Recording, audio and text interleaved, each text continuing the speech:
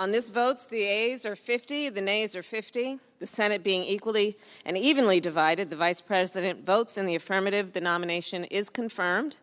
Under the previous order, the motion to reconsider is considered made and laid upon the table, and the President will immediately be notified of the Senate's action. Under the previous order, the Senate will proceed to legislative session to resume reconsideration of the motion to proceed to S2093, which the clerk will report.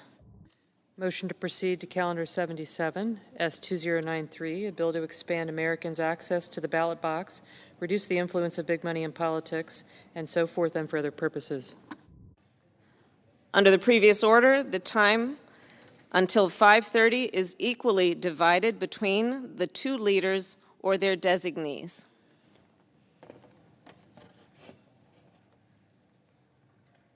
Madam President. The Senator from Michigan. Madam President, I have first 72, looks like 12, I'm sorry, I can't read this, 12 requests for committees to meet during today's session of the Senate. They have the approval of the majority and minority leaders. Duly noted. Thank you. Madam President. Senator from Michigan. I rise today to encourage all of my colleagues to support the motion to proceed that is in front of us.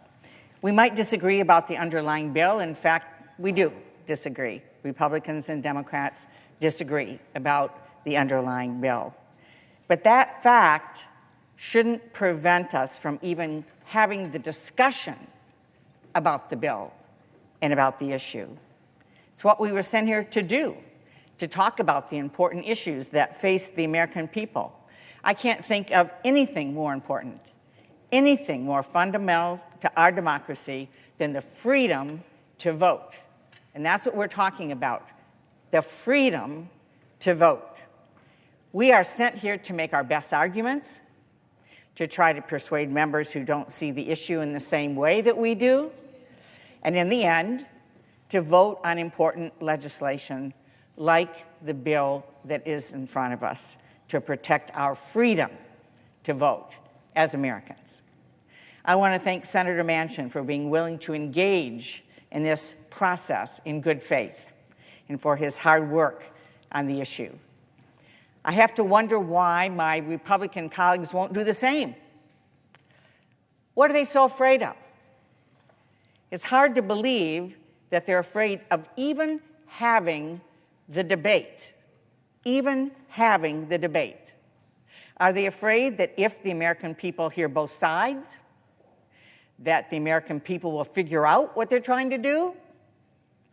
After all, the aim of the For the People Act is simply to protect Americans' freedom to vote and ensure their voices are heard.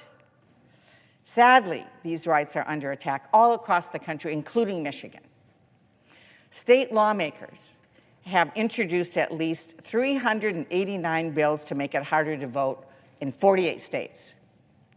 And in 2021, at least 14 states have enacted 22 new laws to take away people's freedom to vote.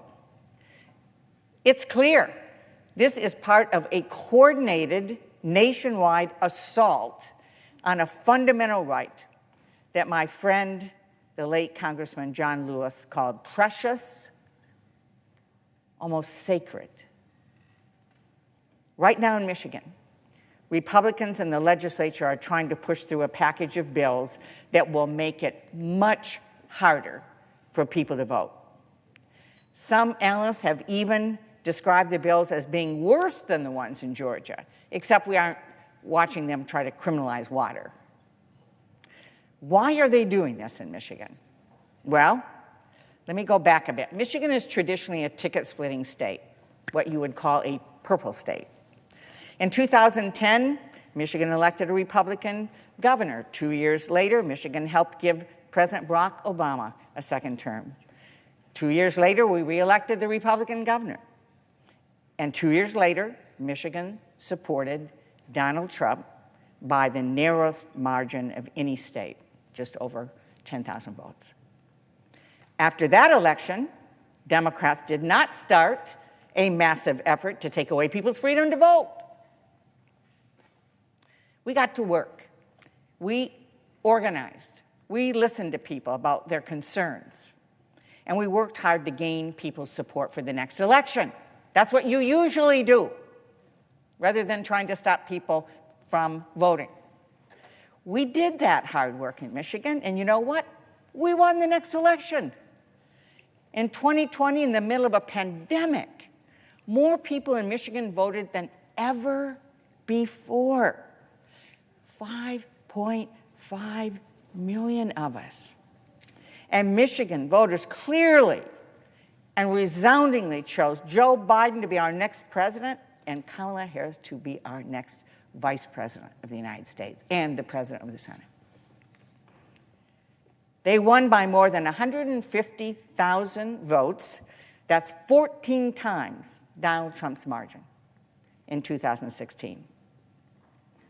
But what did the Trump campaign do? Well, their campaign, his allies, filed 8 lawsuits in our state, lost every one of them. And in the only case that was appealed to the Michigan Supreme Court, the court declined to hear the case despite having a majority of Republican justices. Republicans know that Michigan's election was fair, the results were accurate, and Joe Biden and Kamala Harris won our state. The people of Michigan voted.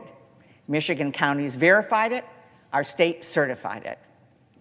There was no evidence of fraud that would begin to suggest that we need legislation like what Michigan Republicans are pushing. The Republicans just didn't like who Michiganders voted for. That's the same thing that's happening here. Republican colleagues don't like being in the majority, or minority. They don't like who people voted for.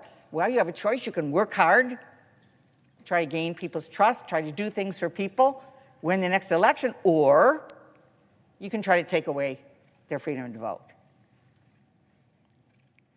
When we think about it, think about the fact, in Michigan, Republicans didn't like who we voted for, so they're coming after the voters. They're coming after the voters. We know this is happening all across the country. It's wrong.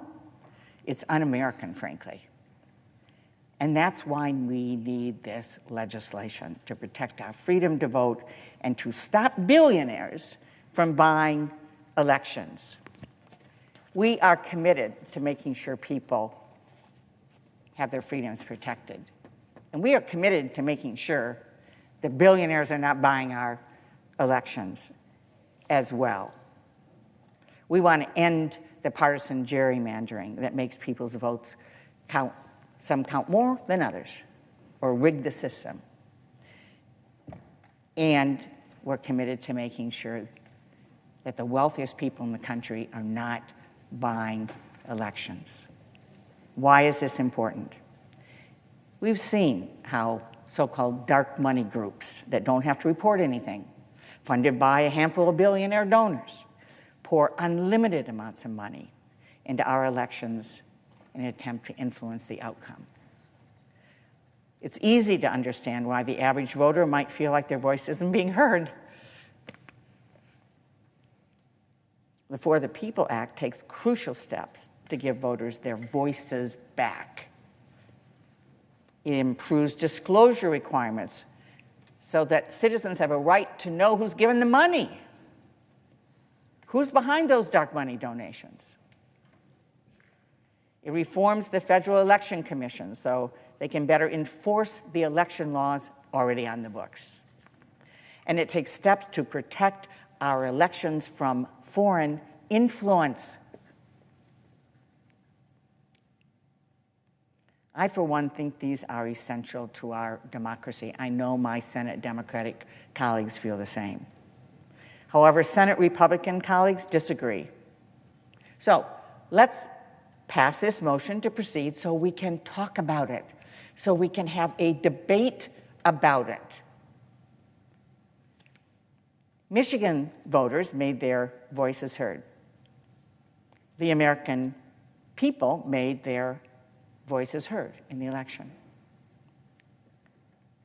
We need to be debating this issue and make sure that our voices are being heard across the country. Madam President, I yield the floor.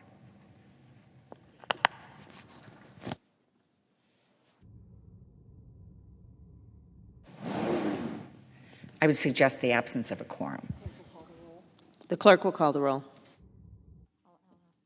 Ms. Baldwin.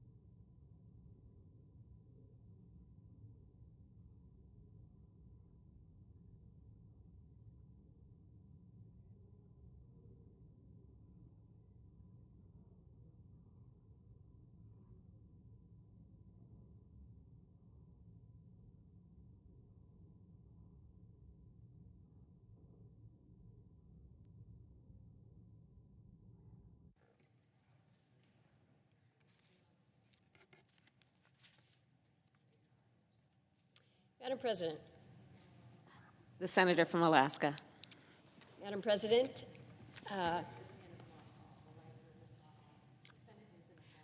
The Senate is in a quorum call. request that proceedings under the quorum call be dispensed with. Without objection. Thank you, Madam President. This afternoon, we will have before us, as members of the Senate, legislation that is entitled For the People Act. Before I speak to the For the People Act, Senate Bill 1, I want to make clear to colleagues that I have been keenly focused, interested in ensuring that when we have elections in this country, that they are free, they are fair, and they are accessible to all, that barriers to voting should be placed on the sidelines. For the past 3 sessions of Congress now, I have been the only co-sponsor of the Voting Rights Advancement Act. This was a measure that in prior Congresses was led by Senator Leahy, and I was pleased to be able to join him as a co-sponsor. That measure is now been introduced on the House side as the John Lewis Voting Rights Act, a measure to basically reestablish the preclearance system, which was in place until 2013, and then it was pretty much upended with the Supreme Court ruling in Shelby. I certainly and absolutely intend to co-sponsor that measure again under its new name, the John Lewis Voting Rights Act. I will work with Senator Leahy. I will work with Senator Manchin. I will work with anybody on this initiative to help update this formula to ensure that we do have just exactly that, access to voting that is equal, that is fair, that is free from discrimination. Madam President, I note at the outset of my comments this morning the support for that legislation so that, again, folks understand that I fully understand that access to the ballot in this country is not perfect. And, again, that I have stood behind legislation to ensure that our elections are fair. We've come a long way. We've come a long way. But I think we all recognize that there is a long path ahead of us. So let me turn to S1, the For the People Act. My fear is that this measure does not move us further down the path. If you look at the bill, it is wholly partisan. Unlike the John Lewis Voting Rights Act, which is very narrowly focused on voting rights, S1 has been described as sprawling. It's been described as ambitious, which is fair. Ambitious is not a bad thing, but it's clearly very broad. And it certainly contains some noteworthy goals, but I fear that there are provisions contained within S1s that take it too far, or that I think are bad policy, or that I simply think are beyond the power of Congress to regulate. My concern, and I've shared with many, is that the bill that we have in front of us is not so much about voting rights as it is a federal takeover of the election system, and a partisan federal takeover of the election system. The way the bill is being advertised, that somehow or other we can't count on states to do elections right or fairly, is a premise that I have a problem with. I come from a state where we were under preclearance for a long period of time. We recognize that. We had a history that was not one that I think we were proud of in terms of ensuring that there was fair and open equal access to all. But what we have seen in the state and how we have worked through that process that was in place some years back is that we have come to this place where we have demonstrated that we can run a proper and an honest election. We've proven this time and time again. So much of my concern with what we have in front of us is that when you nationalize something, when you have kind of the federal overall oversight, it ends up being a one-size-fits-all mandate coming out of Washington, D.C. that in many cases doesn't work in a place like Alaska. There are certain aspects of S1 that I absolutely do support. Early voting.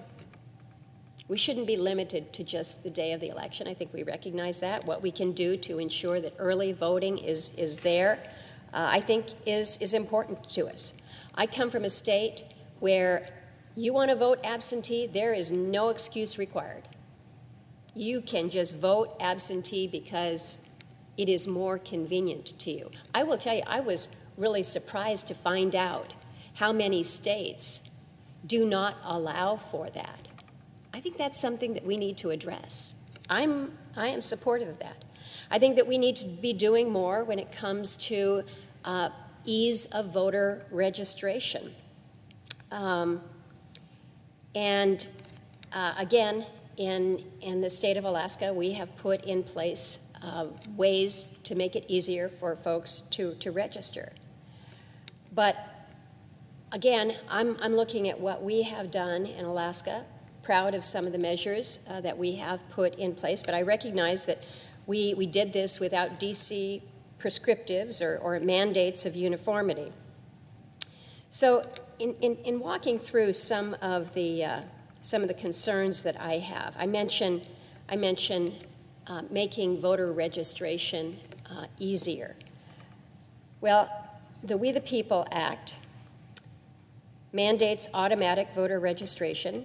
Okay, maybe a good idea. In Alaska, what we have put in place is that Alaskans are automatically registered, unless they specifically opt out. They're automatically registered to vote when they sign up for their permanent fund dividend. This is obviously very exclusive and unique to one state and one state alone. But under this measure that we have in front of us, it would require state election officials to automatically register any eligible unregistered citizens. So I'm looking at that and I'm saying, all right, well, if we allow for automatic registration with your PFD, there's a lot of Alaskans, believe it or not, that do not sign up for the PFD or that are not eligible for the PFD. So is the state going to have two different systems here in terms of how we meet this mandate? So I'm looking at it and I'm saying, well, that's a fair amount of federal micromanagement here. If a state wants to implement an automatic system, it should do so, as Alaska did, but without the threat of the federal government kind of looming behind them, making sure that the I's are dotted, the T's are crossed, in precisely the way the Election Assistance Commission thinks that they should be. I don't think we want to make the administration of elections involve even more burdensome effort, more costly. So it's something that you looked at and say, let's make sure that we can allow for easier registration, but let's not impose burdensome mandates. Early voting requirements. This is another issue within the bill. The bill requires at least 15 days of early voting. This is something, again, in Alaska that we already do. It works great. But also requires that each polling place must be open for at least 10 hours a day. So we're basically back here in Washington, D.C., telling us in Alaska that you've got to have your polling place open for 10 hours a day. Think about this in context of a small community. And I'll take a super small community, Arctic Village. About 150 people total live there in the village, not 150 voters, but 150 people total. So it wouldn't make sense. It wouldn't make sense for the state to maintain poll workers for at least 10 hours per day for at least 15 days in a community like Arctic Village. The whole town could practically vote in an hour, but that's not the point here. The point is you are imposing a federal mandate in a one-size-fits-all approach that just might not fit well there. One provision in the bill that I've got some significant concerns about is requiring same-day voter registration across the country. Again, In Alaska, we think that we've been doing a pretty fair job as to how we run our elections. I think it's reasonable that we be allowed to establish voter registration deadlines that work for the administrators in their respective states. I know some people are surprised, but the fact of the matter is we don't know everything best back here in terms of how to implement, or how states should be implementing. States should have the latitude to implement a registration system that works with the state's geography, with their IT infrastructure, with their election funding, other limitations that they may have. Forcing states to allow ballot harvesting. This is another area of S1 that I have a problem with. This practice involves paid campaign operatives going out, collecting ballots, and returning them to be counted. I don't know. I look at this one and see so many ways in which this can be abused and exploited. If a state wants to permit this practice with certain parameters that the state thinks would prevent abuses, that's fine. But not all states should be forced to do so by the federal government and be made subject to DC's idea of what actually works here. Maintaining voter rolls. I think we all want to make sure that voting rolls are current or accurate, but the provisions in S1 really go very far. The bill would require states to secure, quote, objective and reliable evidence. This is a term that's not actually defined in the bill. They have to be able to establish that before removing a voter. What is not considered objective and reliable is a failure to vote, or the failure of a voter to respond to a notice sent by the state informing the voter that they've been removed. So you're going to have a situation here where this undefined term will result in people who have long since left a jurisdiction actually remaining on the voter rolls. Then there's the issue of restructuring the Federal Election Commission. From its very inception, this was meant to be a body that was bipartisan to specifically ensure that no political party would grant its candidates an unfair advantage in elections. And so you've got a restructuring that is proposed here that I think presents a flaw. It would reduce the number of seats on the FEC from 6 to 5, 2 members each from the 2 major political parties and 1 ostensible independent. So what this could mean is that a president would simply find someone who would vote in his or her favor each time, but never registered as a member of a particular political party. This newly partisan FEC would also be given the responsibility of handing out loads of cash from the public coffers. I take issue with this, and I think that you've got a fair amount of folks in my state and across the country that do take issue with that as well in terms of public funding. S1 creates a new structure of public financing of campaigns that matches small dollar donations on a 6-to-1 basis.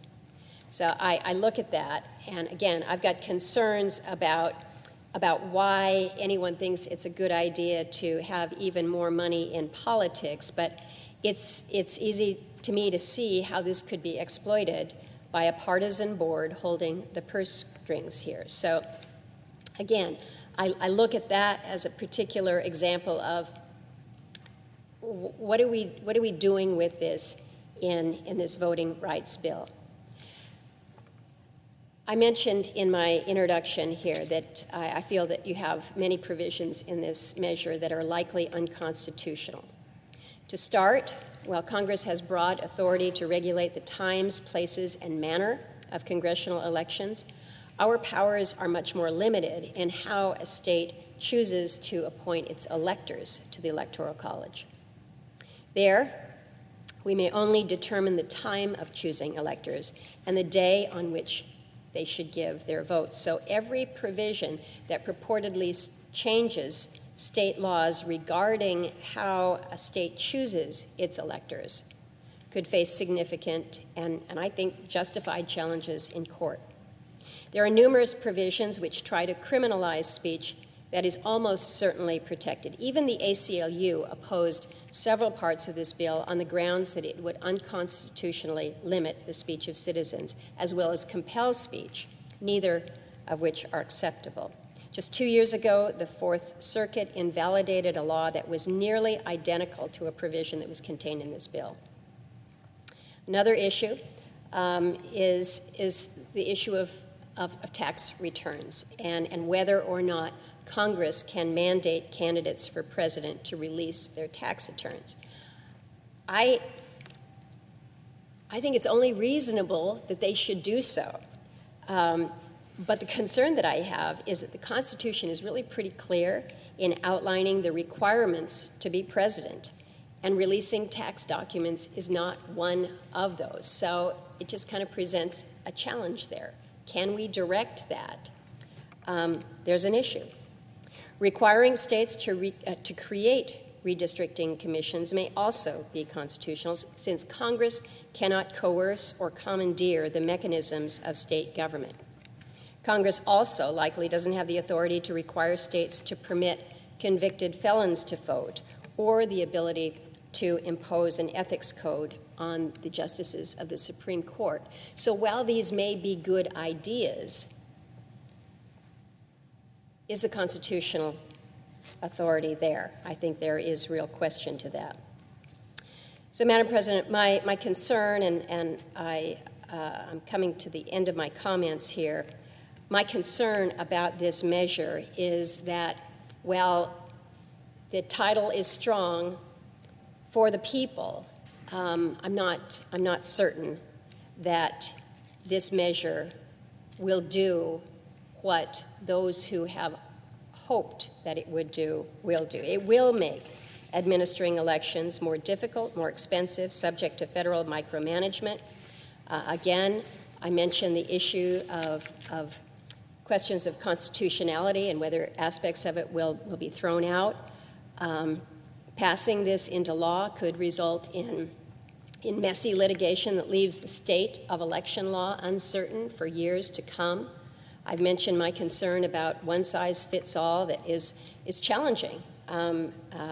We're a pretty amazing 50 states, but we're all a little bit unique. But how states have leeway or latitude in determining what works, I think, is important. So I recognize that we are at a place and a time when credibility and faith in our institutions is at a really weak moment,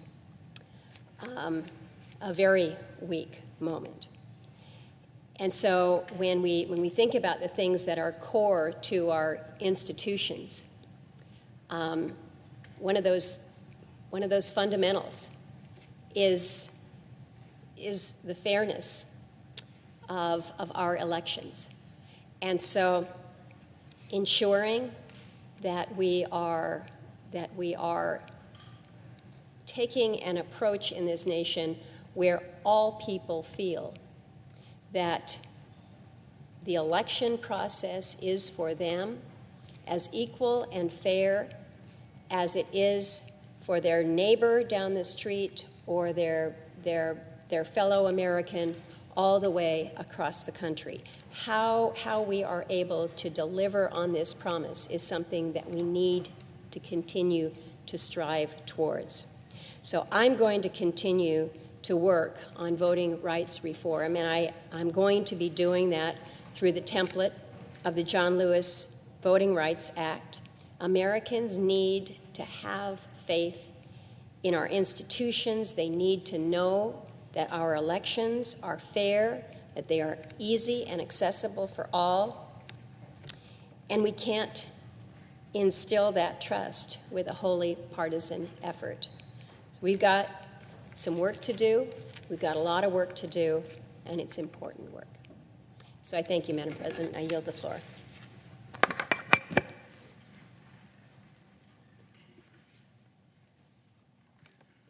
Madam President. The senator from Colorado. Thank you, Madam President. When I got up this morning, the farthest thing from my mind was that I was going to have a chance to see you today. And since I am seeing you today, Madam President, I want to say thank you. I want to say thank you for your role in this administration, in leading the Biden administration to make a proposal that was passed in the American Recovery Plan that's going to cut childhood poverty in this country almost in half this year. And what people should know is not only that the president sitting here led that effort at the White House, but she led it from the very beginning, was one of the original sponsors of that legislation. And even though the president's budget has said we ought to make it extended to 2025, I just want to let you know, Madam President, that we're still fighting here to make it permanent, and I think we should make it permanent. We've already had, this isn't why I'm here today, but we've already had Columbia University tell us that there's going to be an 8 times annual return on the investment that we make as part of the recovery, because instead of mitigating for the problems of kids in poverty, we will actually be eliminating poverty for almost half the kids in this country, for millions of American children. And not only that, over 90% of American kids are going to benefit from this Biden-Harris tax cut that's in this package. So I just want to say thank you for that, and we got to keep working on it. And I agree that it ought to be extended for years and years and years. For me, that means permanent. We're going to keep trying to do that.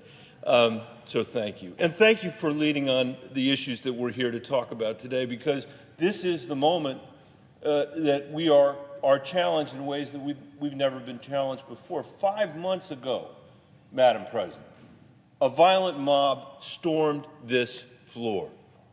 5 months ago, trying to stop the peaceful transfer of power from one administration to the next. And they took us out of this room, and they took us to one of the Senate office buildings. And I was watching the televisions as I was there, and all I could think about was, what's the rest of the world thinking about when our Capitol is being stormed? By a violent mob of our own citizens. By a violent mob of our own citizens.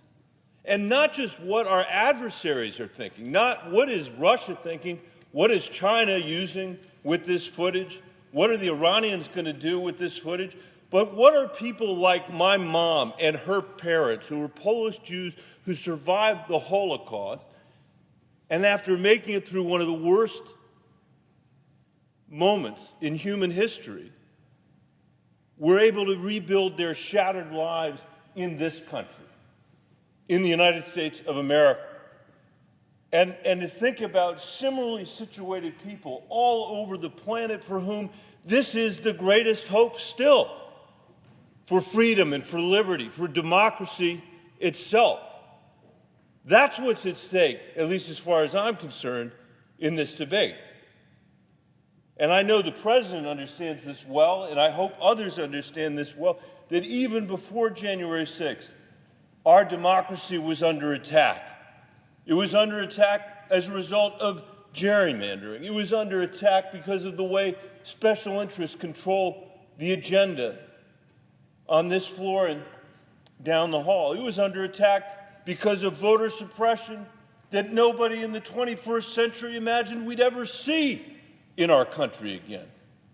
Not to mention the fact of Citizens United, which unleashed the floodgate of money of billionaires to control our political system. This is an effort to separate the American people from their exercise in self-government. It's an effort to destroy the American people's confidence in their exercise in self-government. And making it harder for people to vote is a huge piece of this puzzle.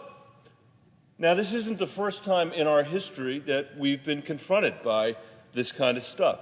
I've said before, and it's absolutely true, that you go back to the founding of this country, it's a story of, on the one hand, the highest ideals that have ever been written down by human beings, and the worst instincts that have ever been conjured by human beings. In our case, that was enslaving other human beings. And our history is a story of that battle between those highest ideals and those worst instincts.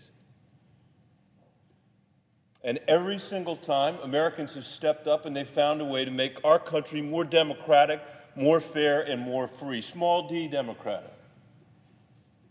And that's what we have to do again. That's our job now, because today, in ways that were unimaginable to me when I was in college, except when I read it in the history books, anti-democratic forces are stronger than any time since Jim Crow. And it's true. That's a fact. What I was reading about in the 1980s, about laws that had been fought against in the 1960s, they're back in 2020. If you think I'm exaggerating, here's some examples. In Georgia, bills to undermine nonpartisan election officials so that politicians can overturn outcomes they don't like. In Arizona, the same kind of thing, a partisan election audit. In Florida, a bill to restrict vote by mail. State legislators attempting to give themselves the power to toss out an election, as I said, that they don't like. These are laws all across the country. There are 250 or so of these laws that are being passed. And by the way, not a single one of those is being passed with a Democratic vote, a vote from a Democrat. In 250 legislatures. And you know what else doesn't exist in any one of those legislatures? The filibuster does not exist in any one of those legislatures. We need to stand up for our democracy. And that's why we need to pass the For the People Act. The bill includes common sense reforms that are broadly supported by the American people. We know these reforms work because they've worked in Colorado, where we've banned gerrymandering. We have automatic voter registration. We have early voting. We have vote by mail. We have increased election security. This is all nonpartisan. This is all common sense. This wasn't done by Democrats. It was done by Republicans and Democrats working together. What's the result? We have the second highest voter turnout rate in the country, 72%.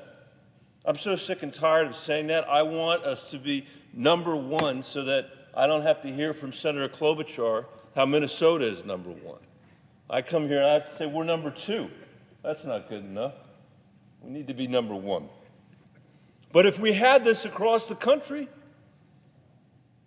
the agenda in Washington would look more like what the American people actually sent us here to do. So this isn't just about voting rights, although that's very, very important. It's not just about elections. That's very important. But we could finally probably create universal health care in this country, improve our schools, make sure that we had an economy that when it grew for everybody, not just the top 10%. We'd probably stop spending our time cutting taxes for the wealthiest Americans when our income inequality has never been higher. Although, now that I mention that, I realize because of the President's leadership and President Biden's leadership, we've actually already started to do that. Because we've cut taxes now for the vast majority of Americans because of the work that they've led. We could change the destiny of America. That's what we could do. And that's what this exercise in self-government is about. We can show that we can compete with the communist government in China and send a signal to people like my grandparents all across the world that American democracy is stronger than ever and that they should trust it, they can count on it, and maybe get a piece of it for themselves, that we remain a beacon of freedom and self-government, and that we remain committed not to our worst instincts, but to our highest ideals. I'd encourage my colleagues on both sides of the aisle to support this legislation. And with that, I thank my colleague from North Carolina for his indulgence, and Madam President, thank you very much for yours as well. I yield the floor. Madam President. Senator from North Carolina. Well, welcome back, Madam President. Thank you. Thank you for giving me an opportunity to talk about the bill that we'll have before us in about an hour and a half. I have to stand here and rise in opposition to the For the People Act. I think you could appropriately title it the Fool the People Act. We're going to be voting on it later today, but it would dramatically alter election laws across our country.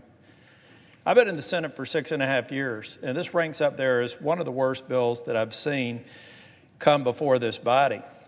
I know my friends on the other side of the aisle like to talk about it as being essential for protecting democracy, but in the face of text that could be patently unconstitutional and taking away the rights of states to administer their elections, I find it hard to believe that it's anything but a motivated attempt to federalize the nation's election system.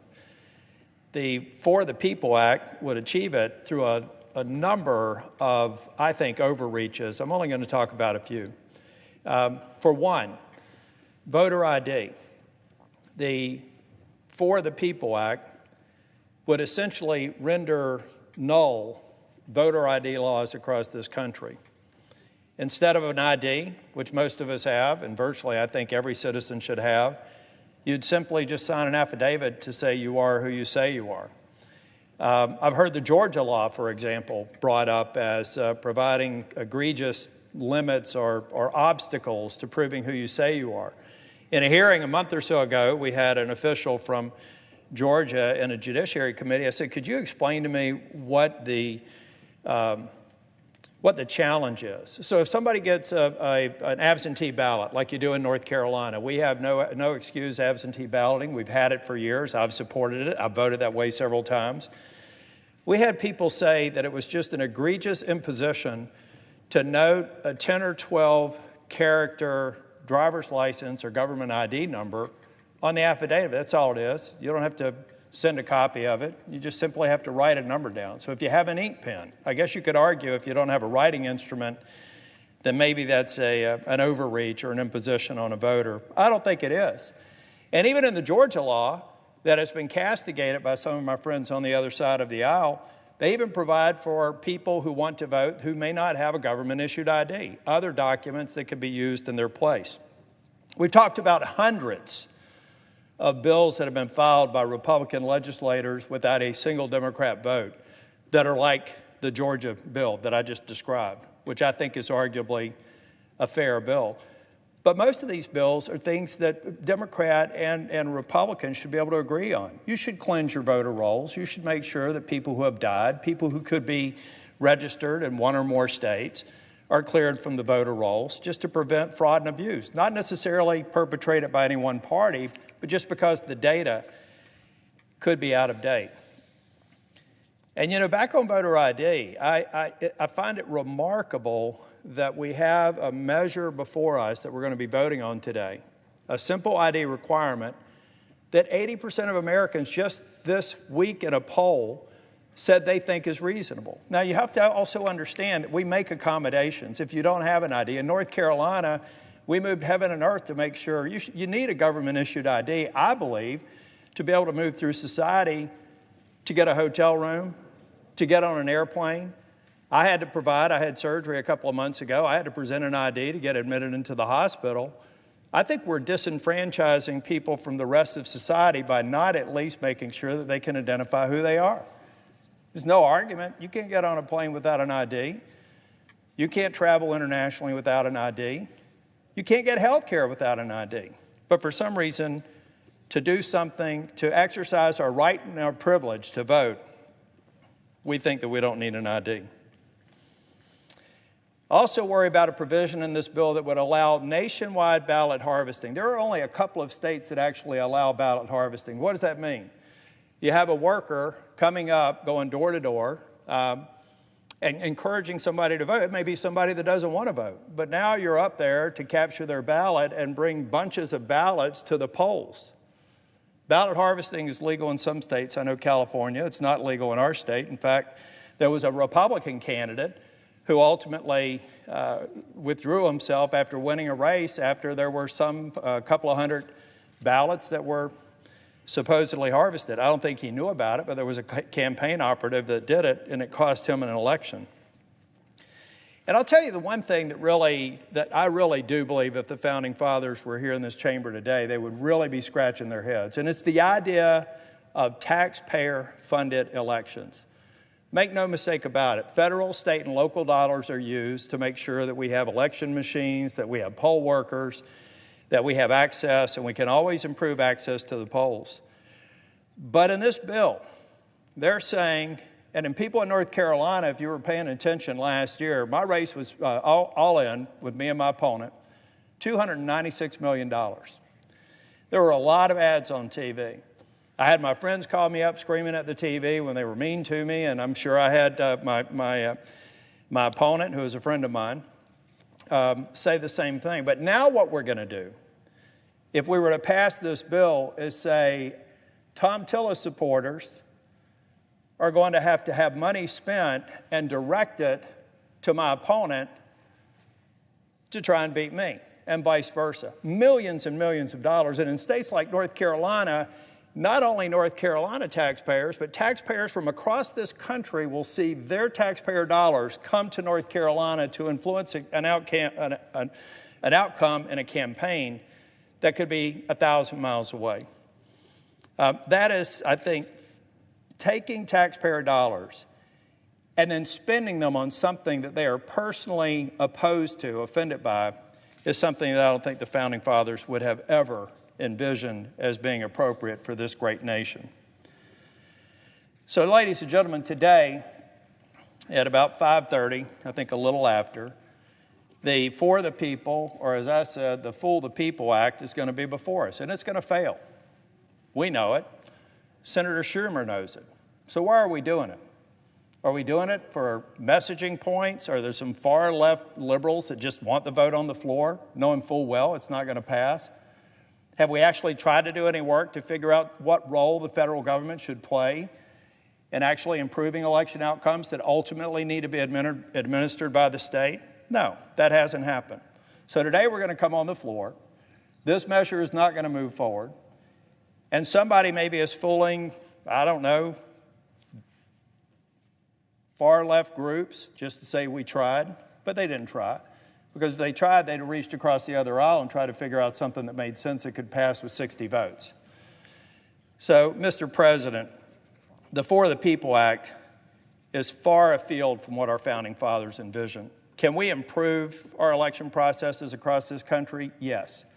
But I would prefer to have the 50 laboratories of democracy figure out how to improve it and have other states implement it, perhaps even other states in the Northeast that have far fewer voting days than we do in North Carolina. They could learn from that.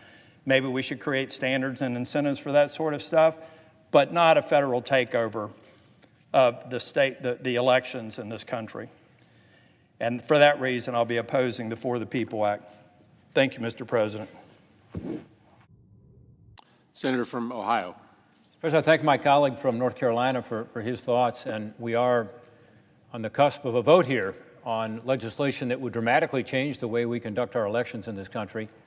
As my colleague said, are all elections perfect? No. But I got to tell you, I'm really proud of what we do in Ohio. We make it easy to vote. We also make it hard to cheat, and that's the right balance. This bill, S1, is called the For the People Act, but what it actually does is it strips away control from people in Ohio and elsewhere to be able to write election laws in our own states and centralizes that control here in Washington, D.C. That's not consistent with the Constitution or the Federalist Papers. In addition, some of its proposed changes attempt to undermine the First Amendment rights that we hold so dear as Americans. I'm proud of the way we conduct our elections in Ohio, in part because we've got high turnout. In fact, we had record turnout last year, and that's great. And I don't want to leave it up to federal employees here in Washington, D.C. to determine how our system should work in Ohio, which is what this legislation would do.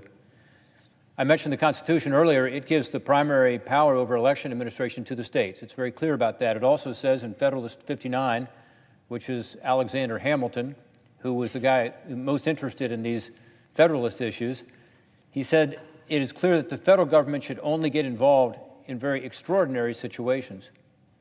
Last fall, 5.97 million Ohioans cast a vote. That's a record, as I said. And it represented 74% of eligible voters in Ohio. Despite that, and despite the challenges of running the largest election in our state's history during an unprecedented pandemic, we ran what was widely reported on the right, on the left, by the media, as a secure and successful election. In fact, I think the most successful election we've ever had.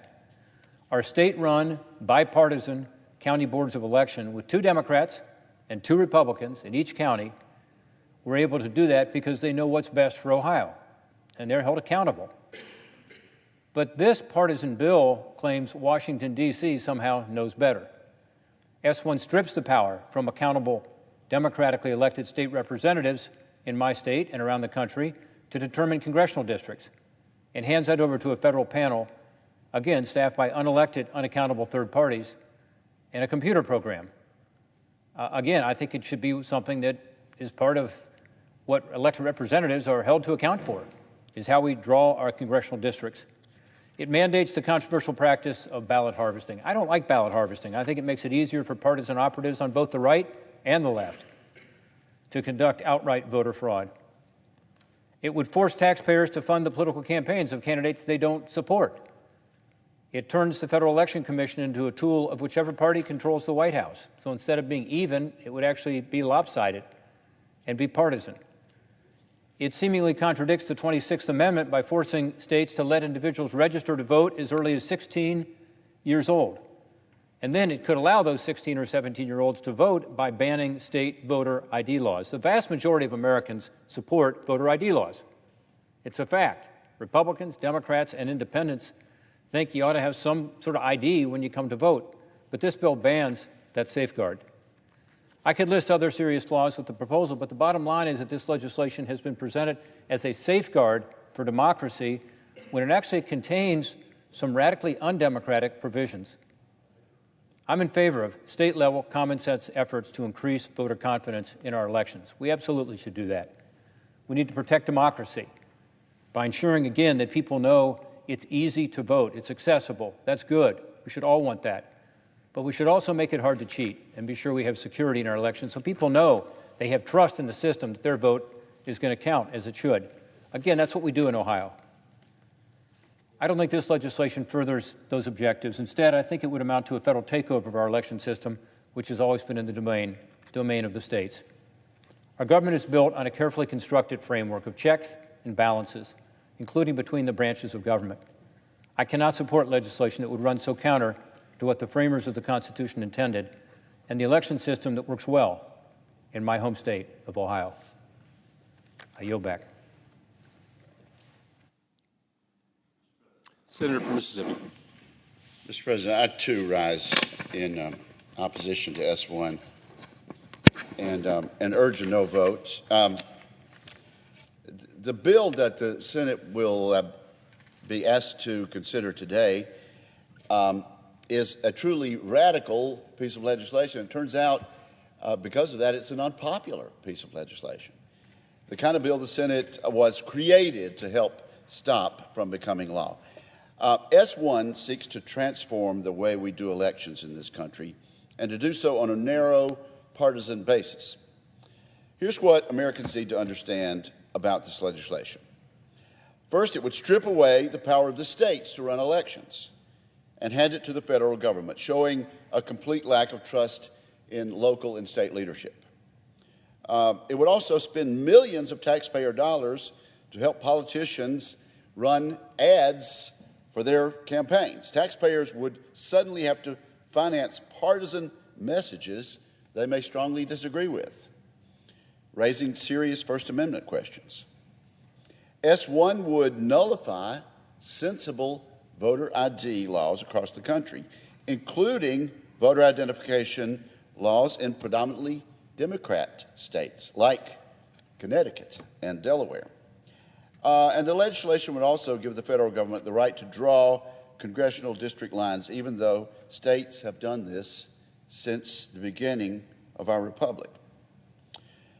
At its root, this bill is based on a myth.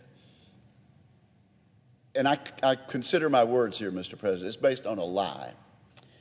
And that lie is that voting rights are somehow under attack in states like Georgia and Texas. This is utterly absurd, and I think the voters in those states understand that. The election reforms recently passed in Georgia, for example, have actually expanded access to the ballot box, making it easier to vote, but also making it harder to cheat. The new Georgia law does this, among other things. It expands the window for early voting. The new Georgia law allows no-excuse mail-in voting to continue. It adds 100 new ballot drop boxes. It allows voters to get a government-issued ID for free. And it increases transparency in elections. For example, making sure the ballot counting does not stop in the middle of the night, as we've seen in past elections. These reforms are entirely reasonable and widely popular across Americans, and were based on broad input from local stakeholders. My colleagues who are pushing S1 say they are trying to save democracy, but in fact, the bill would actually harm democracy.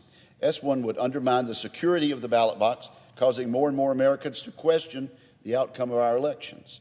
We should be working to strengthen trust in democracy, not weaken it. Mr. President, the only thing bipartisan about this bill is the opposition to it. In my home state of Mississippi, every member of the House of Representatives, Democrat and Republican, voted against this legislation, including Democrat Representative Benny Thompson, a chairman of a committee in the House of Representatives, the chairman of the Democratic National Convention of 2020, who said he voted for it because it was opposed by his constituents. The ACLU has come out against S1, saying that some provisions unconstitutionally impinge on the free speech rights of American citizens and public interest organizations. Hardly a right-wing conspiracy group, the ACLU. The United States Chamber of Commerce, along with 300 other organizations, has said this legislation is fundamentally incompatible with the American tradition and the principles enshrined in our Constitution. And when you ask the public about the specific proposals in this bill, many Americans, conservative and liberal, Democrat, Republican, and independent, are outright opposed. According to a recent poll, 81% of people say they are concerned with allowing voters to vote without any form of photo ID. 83% they are concerned with ballot harvesting practices, this practice of having party operatives go door to door and pick up large numbers of ballots to turn them in. 68% of Democrats are opposed to so-called ballot harvesting. And 50% of people say they oppose taxpayer dollars being used to pay for political campaigns. This, again, cuts across party lines. So it is clear that S1 is not popular. It's squarely at odds with the views of the majority of the American people. Every senator who votes yes will need to prepare to explain to voters why they wanted to overturn state voter ID protections, allow ballot harvesting, force taxpayers to pay for political campaigns, and enact a partisan federal election commission. That's why S1 should be rejected this afternoon, and that's why it will be rejected. Thank you, Mr. President. I yield the floor. Senator from Alabama. Mr. President, today, this afternoon, I want to discuss my grave concerns with S1. Many have said that this political power grab is a solution in search of a problem. I agree with that. This bill contains, I believe, a number of alarming provisions that would have a devastating impact on our nation's electoral process. It would make our elections more chaotic and less secure. This legislation contains more than 800 pages of bad policies that I believe America does not need and does not want. I believe that the strength of our election system is in its diversity, allowing each state to determine what's best for them. S1 would force a single partisan view of elections on more than 10,000, Mr. President, jurisdictions across the country. For example, state and local election administrators would be forced to change, one, how they register voters and which voting systems they use, how they handled early voting and absentee ballots, and how they maintain voter lists. It makes election fraud easier to commit and harder to detect by allowing unlimited ballot harvesting, undermining voter ID laws, and making it more difficult to maintain accurate voting lists.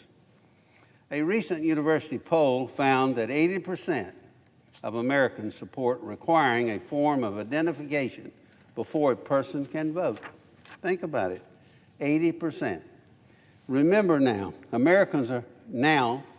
presently, Americans are required to present a photo ID to do a number of things. We all do it every day. At the airport to board a commercial flight. In a hospital for any outpatient or inpatient procedure. At the pharmacy to purchase over-the-counter sinus medication and certain prescriptions. At the bank to open a bank account. Apply for a mortgage. Drive by or rent a car. Get married. Purchase a gun. Rent a hotel room. Donate blood. Obtain a passport, pick up packages at the U.S. Post Office. We all do this every day. This legislation would permanently tip the scales in favor of the Democrats by politicizing the Federal Election Commission, pouring federal tax dollars into campaigns, and chilling free speech. Do Americans really want their taxes going toward a federal campaign fund that would finance the expenses of all candidates running for Congress? S1 would reverse years of improvements that have been made in many states, improvements that protect security, integrity, and the credibility of our elections. Each state, I believe, should be left with the freedom and flexibility to administer their own respective elections without interference from the federal government.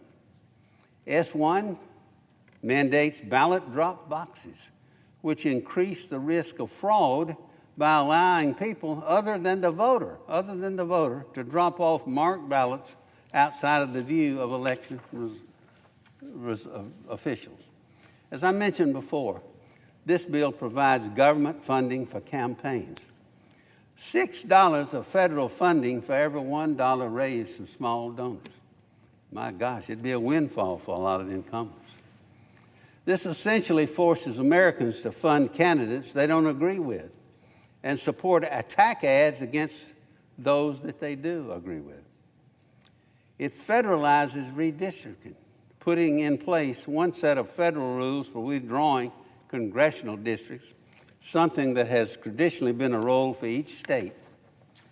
Lastly, Mr. President, S1 requires states to give felons the right to vote since they're out of prison.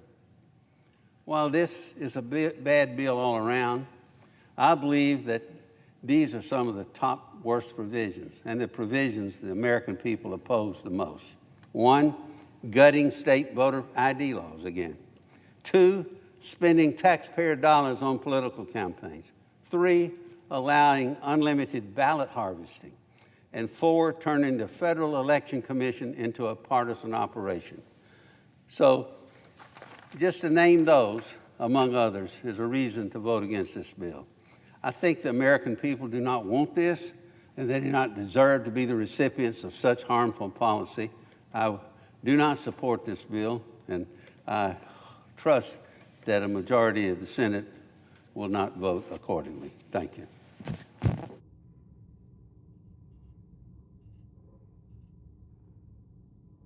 President. Senator from Maine. Thank you, Mr. President. Mr. President, the right to vote is the hallmark of a democracy. It is what distinguishes us from authoritarian regimes where elections are tainted if they are held at all, where the free and fair elections that define America do not exist. President Abraham Lincoln once said, Elections belong to the people. Voting is an action we choose to take to exercise a fundamental freedom our Constitution grants to the people. So when we hear of a bill entitled "For the People," we naturally would assume at first that it must be enhancing our democracy. But a closer examination suggests otherwise. In fact, S1 would take away the rights of people in each of the 50 states to determine which election rules work best for their citizens. Let's start with some indisputable facts. This legislation was first introduced in 2019, prior to last year's presidential election. It was not considered in the Senate. It did not become law. Nevertheless, according to the Census Bureau, the 2020 elections saw the highest voter turnout in the 21st century. Equally significant, Asian Americans and Hispanic Americans voted in record high percentages, and there was higher turnout across all racial groups, including Black Americans, than in 2016. The Census Bureau, Mr. President, also asked eligible non-voting Americans why they didn't vote in 2020. The majority of respondents said that they were not interested, didn't like any of the candidates, were too busy, or simply forgot. The point is, with the record high turnout in 2020, it is very difficult to make the case that this bill is necessary, as some have said, to save our democracy. This is a bill that was introduced to enhance partisan messaging, not to enhance participation in our elections, as the over-the-top rhetoric about this bill highlights.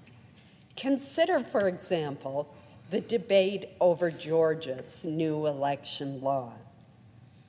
In many ways, Georgia's election law actually makes it easier for citizens to vote than in other states that have not been subject to the same backlash. Georgia allows no-excuse absentee ballots. Delaware, New York, Massachusetts, and Connecticut do not. Georgia's new law provides a minimum of 17 in-person early voting days. Delaware, New Jersey, and Connecticut had no in-person early voting days at all in 2020. Although New Jersey enacted a new law to allow early voting earlier this year to great fanfare, it actually has 8 fewer early voting days than Georgia. Despite having these and many other different election rules, Delaware, Connecticut, and Georgia had very similar levels of Black voter turnout in the 2020 election. Massachusetts, by contrast, had just more than half the Black voter turnout of Georgia. This information contradicts the underlying premise in S1 that we must overturn the law of every state in our nation in order to preserve the right to vote. This legislation would force numerous changes to laws in states that have been successfully conducting elections for a very long time. Let me use the state of Maine as an example, a state that consistently ranks at or near the top of the nation in voter participation, I am pleased to report. Mr. President, Maine does not have early voting. Maine does not allow ballot harvesting. Maine does not count absentee ballots that arrive after the polls close on election night. Maine does not allow voters to receive absentee ballots automatically without requesting them. Yet in 2020, 71% of Mainers cast a ballot. That's 4.5 percentage points above the national average. These results further demonstrate that absent a compelling need, the federal government should not be preempting the election laws of all 50 states. Now let's examine the burdensome list of federal mandates that advocates of this bill would impose on each and every state. Allow me to highlight just a few of the significant flaws. The bill would require states to allow ballot harvesting, where third parties, usually political operatives, collect ballots from voters. This raises obvious and significant concerns about voter intimidation, coercion, and ballot security. The bill would prohibit voter ID, overturning existing law in 35 states. It would require that absentee ballots be accepted up to 7 days after the election, which could lead to chaos and distrust, particularly in close races. The bill would transform the Federal Election Commission into a partisan entity, which would jettison the requirement for bipartisan agreement on significant issues and lead to partisan enforcement. Another problem with this bill is that it would allocate billions of federal dollars to congressional campaigns, forcing Americans to subsidize the campaigns of politicians with whom they vigorously disagree or simply dislike. Even very wealthy office holders would be eligible for public financing. Do we really need more money in political campaigns when federal funds could be used to combat the opioid epidemic, or to reduce hunger among children, or to spur economic development and the creation of more jobs?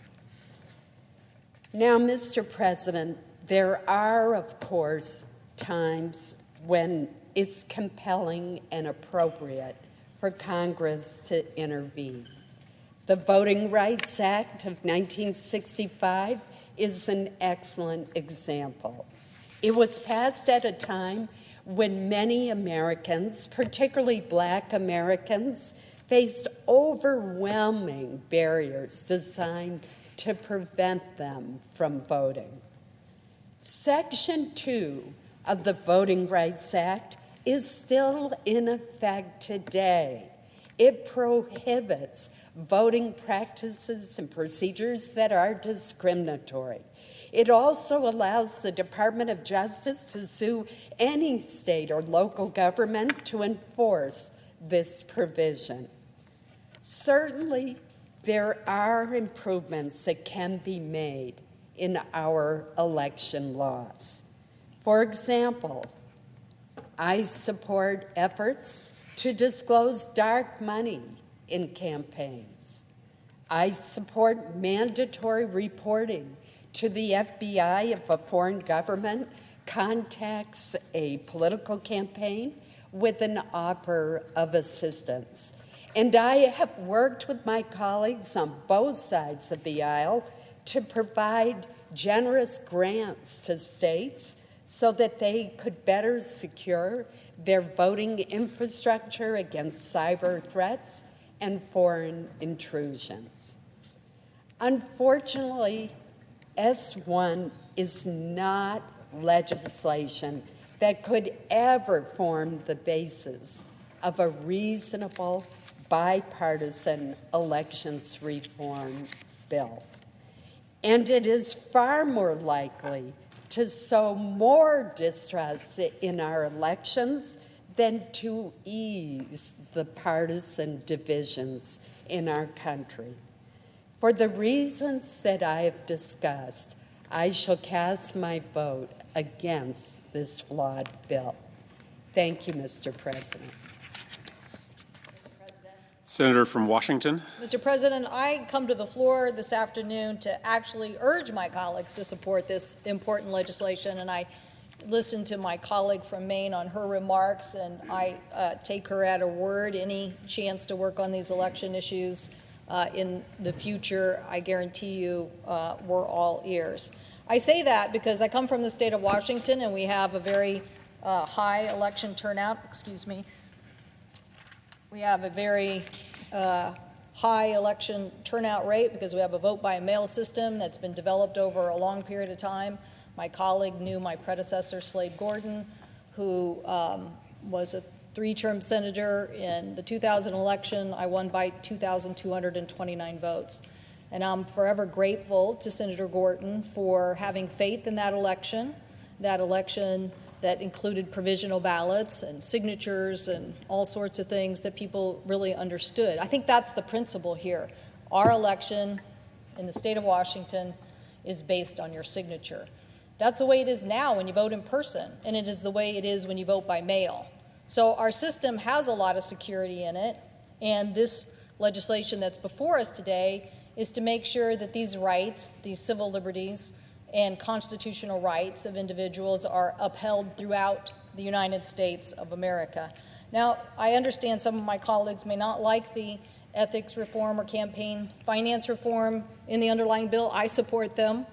But at the heart of this debate is whether we're going to fight to make sure that the federal government does its job on constitutional rights. I feel like there's a little bit of hiding going on this discussion about whether we have a role, that this is somehow left up to the states, which reminds me when Rosa Parks was sitting on a bus, we didn't say it's just up to those individual states, or when people were denied equal accommodations at hotels, we didn't say it was just up to those states, and we certainly didn't say when people used police dogs trying to intimidate women to vote in the 1960s that it was just up to those states. No, we did something about it.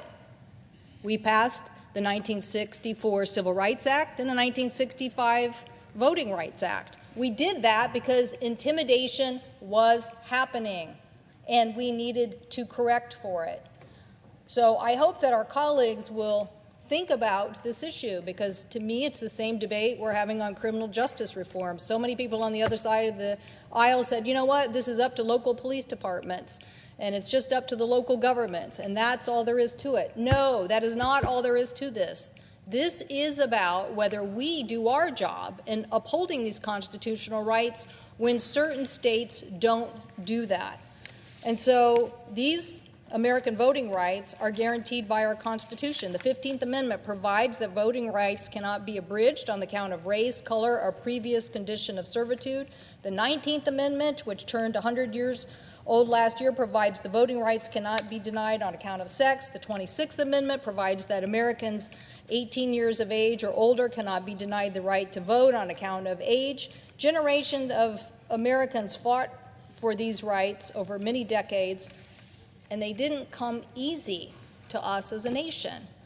And nor should we overlook now these issues as we think that these rights, these constitutional obligations that we should be fighting for and should uphold are facing challenges at the local level. I know that my colleagues say that these are state rights to hold these elections. In fact, Article 1, Section 4 of the Constitution empowers Congress to make or alter rules for federal elections. The U.S. Supreme Court has repeatedly upheld this authority as broad and comprehensive. The U.S. Supreme Court has held that the Election Clause of the Constitution gives Congress the authority to, quote, override state laws to regulate federal elections. Now, this was in a pretty famous case in 2015, the majority opinion in the Arizona State Legislature versus the Arizona Independent Redistricting Commission. Justice Ginsburg wrote, quote, the dominant purpose of the Elections Clause, the historical record bears out, was to empower Congress to override state election rules. The clause was also intended to act as a safeguard against manipulation of electoral rules by politicians and factions in the states to entrench themselves or place their interests over those of the electorate, end quote. So these issues are very clear. It is calling on us to make sure that we uphold those constitutional rights. But according to the Brennan Center for Justice at New York University School of Law, at least 14 states, from Georgia, Florida, Oklahoma, and many others, have enacted voting rights since the 2020 election to restrict individuals. My colleagues have been out here talking about some of those restrictions. And I think those that are place undue burdens on individuals are something that we should be addressing.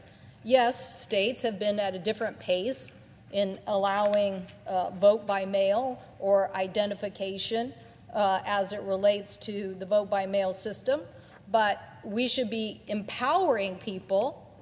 We should say that we want to empower more people to vote under a system that is fair and gives them those opportunities to do so.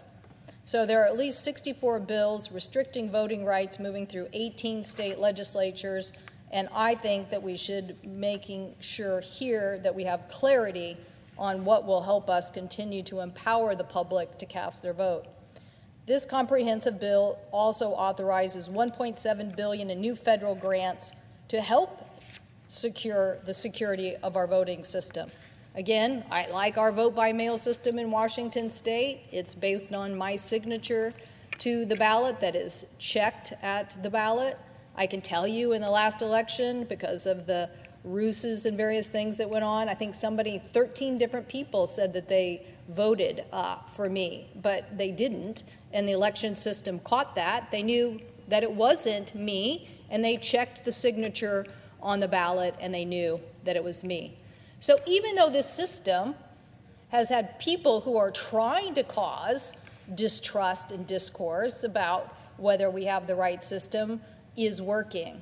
And the more we empower people, the better our democracy.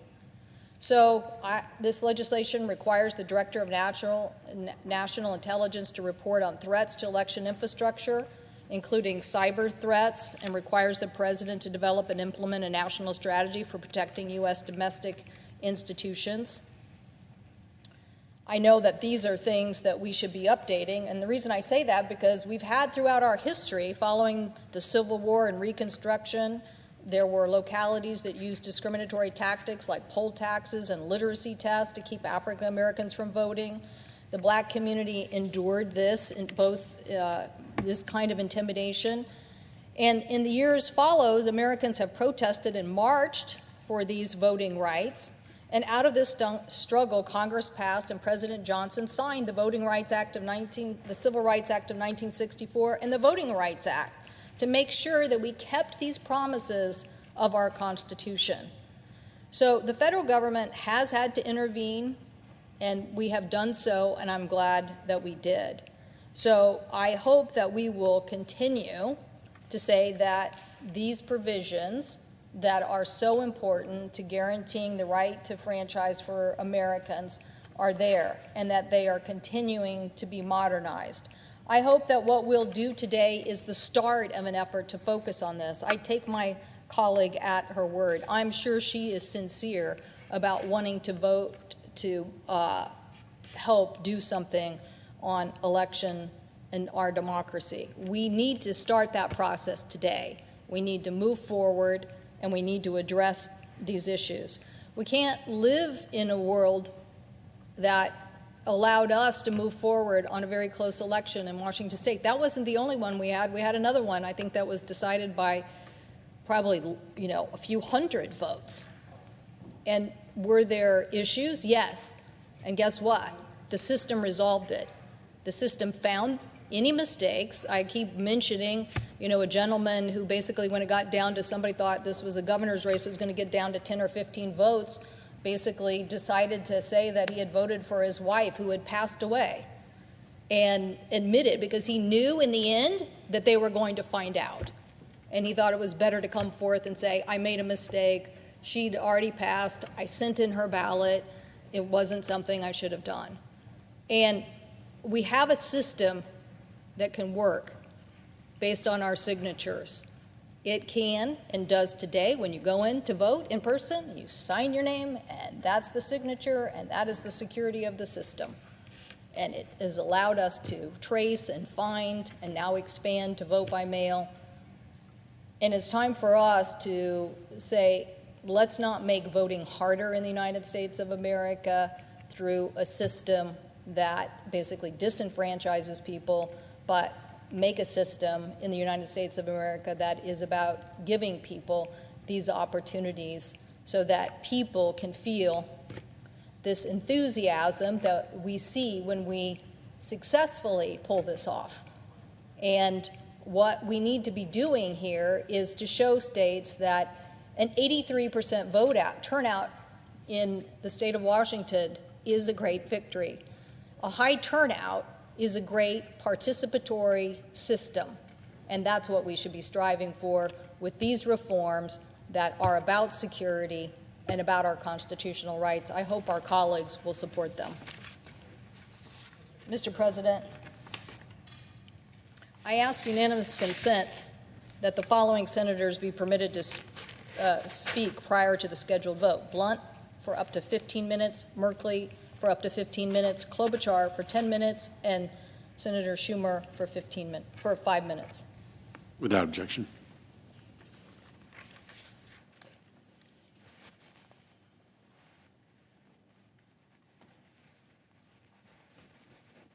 Mr. President. The senator from Missouri. Mr. President, when I look at this substitute, I'm reminded of the adage, the new boss is the same as the old boss. In this case, the new bill is the same as the old bill. It's got a different number, but it still maintains the same flawed policies that S1 maintained. Now, obviously, the majority would like to pass this bill, or they wouldn't have labeled it their most important piece of legislation for this Congress. The House of Representatives labeled the same bill, H.R. 1, their most important piece of legislation for this Congress. The changes basically give election officials more time to implement policies that I don't think we need, and I think the changes don't make the bill less bad. In fact, what the bill does is it creates a new boss for elections, but the new boss is the federal government. It's not about voting rights. It doesn't add any group or any individuals to the group of people who can vote, the kind of things that Congress has done in the past, starting in the first century of the country and moving on till today.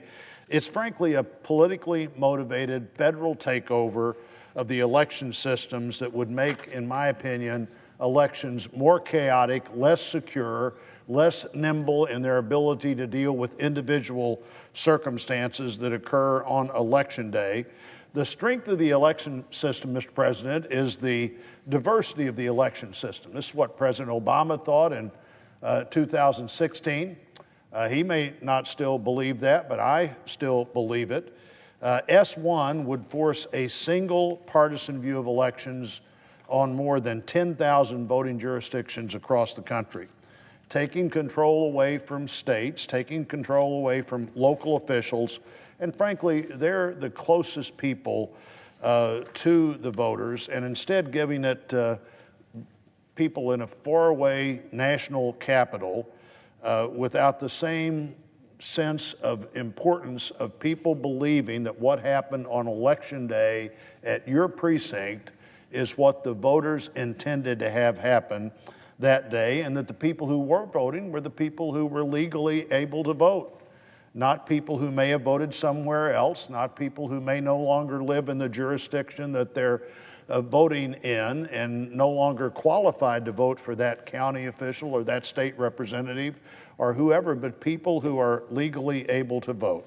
I think this makes fraud easier to commit and frankly harder to detect. What we should be doing is making it easier to vote and harder to cheat.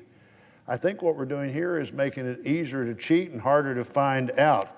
We allow, in this bill, if it was the law, unlimited ballot harvesting.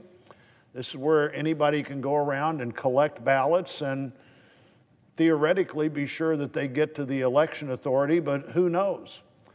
Who knows what ballot got lost in the mail and what ballot never got in the mail? You know, one of the things the ballot harvester would develop a pretty good sense of is how the person voted whose ballot they were harvesting. This bill undermines popular voter ID laws that more than half of the states have implemented, makes it more difficult to maintain accurate voter lists. It permanently tips the scales in favor of our friends on the other side by politicizing the Federal Election Commission, a commission that was established just like our Ethics Commission, Mr. President, in the Senate, with an equal number of one party and no imbalance. This politicizes the Federal Election Commission. It makes it a partisan agency, not a bipartisan policing agency. It pours federal funds into campaigns, and it chills free speech. Bad policy, I think, Mr. President, in search of a problem. Now, Democrats have said this is necessary to increase voting rights, particularly for minorities, but the overall turnout in the year 2000 was about 2/3 of all the voters, the highest percentage of voters that participated in over a century. So what we have here is an election that had the highest level of participation in over a century. Most states had their highest voter turnout in 40 years, and we decide we need to change the system. S1 isn't just about bad policy, it's about what Democrats have seen as a political imperative. Now, frankly, this has been the bill that Democrats have offered for about the last 20 years. It varies a little bit from time to time, but about 20 years ago, and maybe before that, I was a chief election official in our state at that time. I don't remember Democrats offering this before 20 years ago, but starting about 2 decades ago, every couple of years, and certainly every time Democrats get a majority in the House, they pass this bill or one almost exactly like it. When asked about what it would take to maintain the current majority in the House, Speaker Pelosi said, well, we'd be better if we could pass H.R. 1 and S1.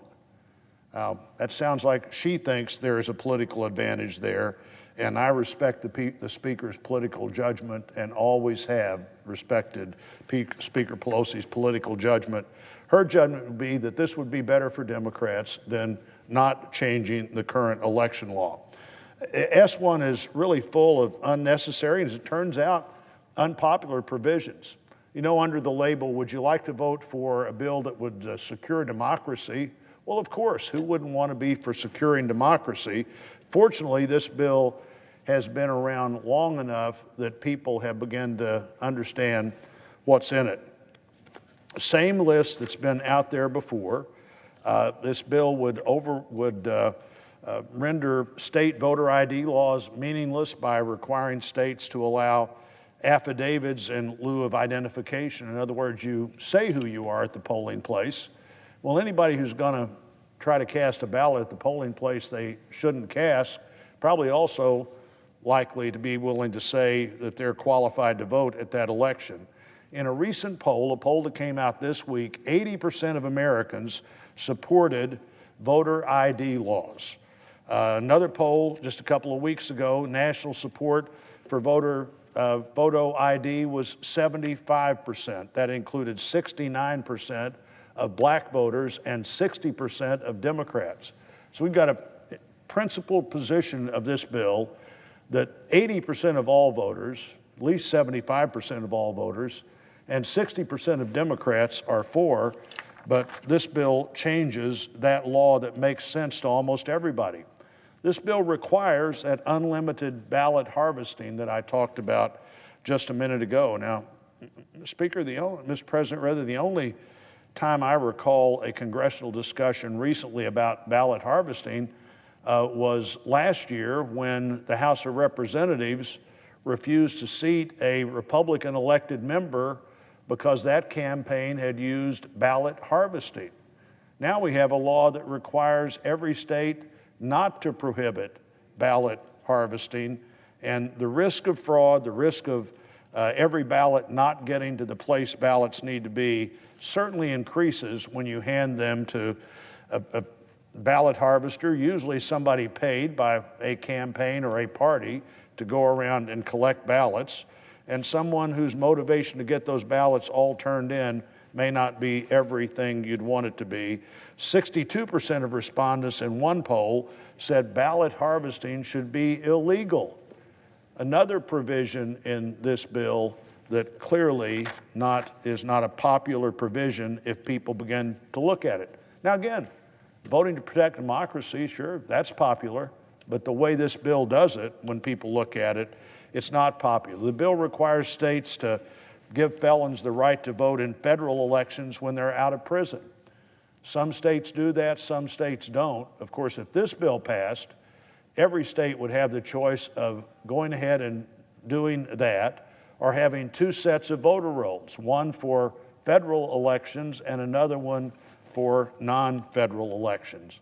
That, of course, makes no sense at all, and what this bill anticipates is that no matter what states wanted to do, this is a provision that they'd have to adopt. There's another way to get that done. Go to state legislatures and explain the value of having that change if that change needs to be made. This bill restricts the ability of states to maintain accurate voter rolls. Many states with Democrat governors and Democrat secretaries of state and Democrat legislatures have worked hard to see that they had a system in place to where you would periodically check and see if the people who are registered to vote are still where they registered to vote from.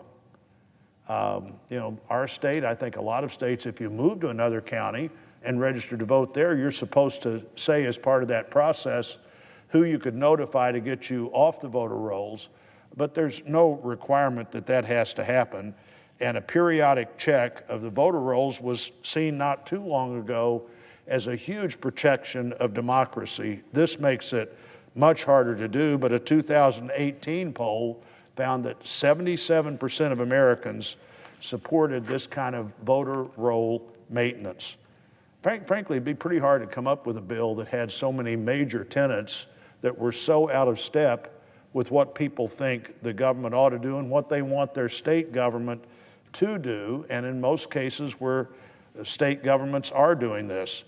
This bill provides government funding for campaigns, $6 of federal money for every dollar raised in small donors. Now, small donors is under $200. Frankly, if you were doing this, Mr. President, there'd be the current members of the Senate under this bill could receive up to collectively $1.8 billion from the federal government to run their campaigns, to attack their challenger or whatever they want to do with their campaign money. $1.8 billion to do that.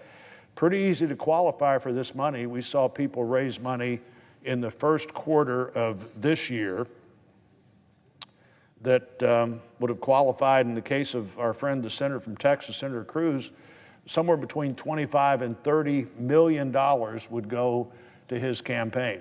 Now, we had a markup on this bill in the Rules Committee. Not a single member of the Rules Committee, Democrat or Republican, including Senator Cruz, thought Senator Cruz should get $24 or $25 million from the federal government for his campaign. The bill creates a partisan federal elections commission. It gets rid of that bipartisan makeup that's been there from the very start. This bill chills free speech in that it creates a disclosure document that makes it really people reluctant to give money to other groups that aren't candidates who'd like to talk about elections, and it federalizes redistricting. S1 would put in place one set of federal rules for redrawing congressional districts that have always been the role of the states. If a state wants to give that out to somebody besides the legislature, they can do that, and many states have done that. But states have been the constitutional designated place to determine how they draw congressional maps in their own state. And even if a state manages to comply with all these requirements, under this bill, the Justice Department would have to be involved. Under this bill, the court of jurisdiction in all cases on redistricting would be the federal court in Washington, D.C., not the federal court in the circuit that Missouri's in, you wouldn't even start at the district court in Kansas City or St. Louis. The federal court in Washington, D.C. would be the place you'd go. But of course, the purpose of the bill is to bring all these election decisions to one place. The idea that the best decisions are always made in Washington, D.C. on all topics is an idea that most Americans don't agree with. There are things they think we can do and should do and can only do because they can't do them any other way, like defend the country and set big national priorities. But for well over 200 years now, local election officials responsible for the sense of credibility of what happens on Election Day have done this job. I think they've done it well. This bill would require states to take burdensome actions and make expensive changes in their election system. Even if the states have already adopted some of the so-called reforms, they, in all likelihood, have to make changes in their system to comply. So the federal takeover elections shouldn't happen. I urge my colleagues not to support it happening. The American people don't want to see the things imposed on our election system that are in this bill, and I urge my colleagues to vote against this harmful legislation. And I would yield back.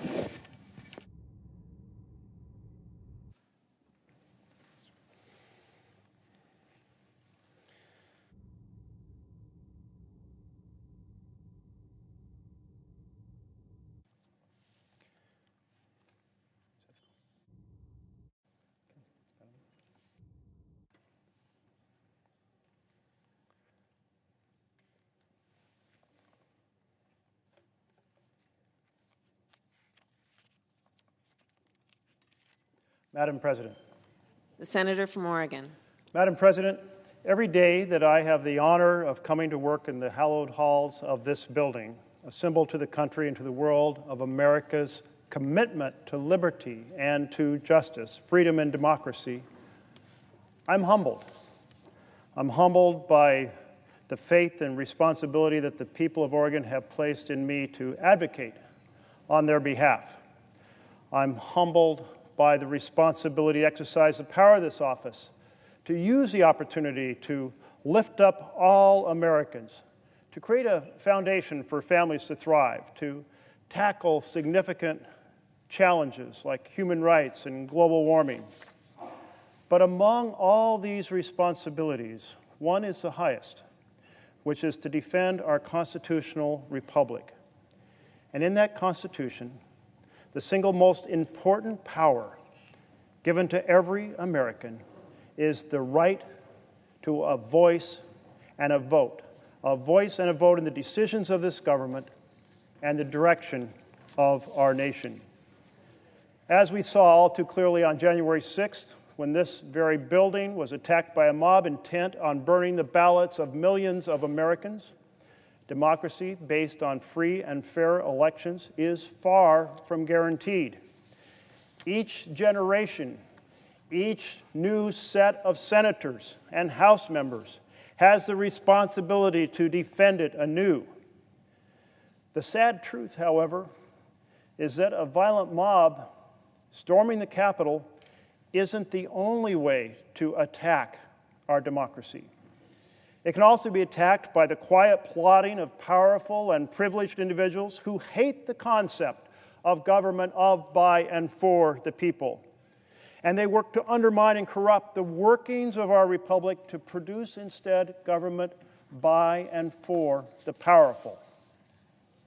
In his inaugural address, our second president, John Adams, remarked that we should be unfaithful to ourselves if we should ever lose sight of the danger to our liberties, if anything partial or extraneous should infect the purity of our free, fair, virtuous, and independent elections. Well, my friends, our democracy, our elections are being infected. Our elections are under siege from gerrymandering, which destroys the principle of equal representation. Our system is under siege from dark money, enabling billionaires and powerful corporations to buy our elections.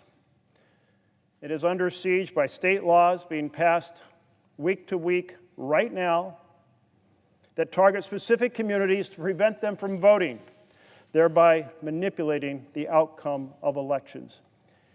Indeed, in at least 22 laws have been enacted in 14 states since January to infect our free and fair elections, to deliberately erect barriers meant to make it harder for targeted groups of Americans to vote, to silence their voices of students and low-income Americans, of Native Americans and seniors, of Black and brown Americans, who have fought too long and too hard to have their voice and their vote stolen from them, ripped from them now. We have a responsibility as United States senators to ensure every American's freedom to vote, just as this institution sought to do more than half a century ago when in this chamber we passed the 1965 Voting Rights Act.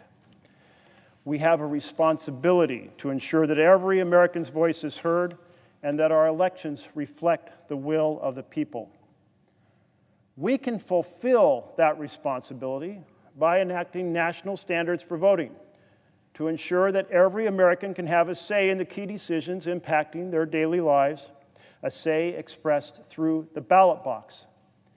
That ballot box is the beating heart of our republic, and those who seek to erect barriers to citizens having access to it are committing a crime against our democracy.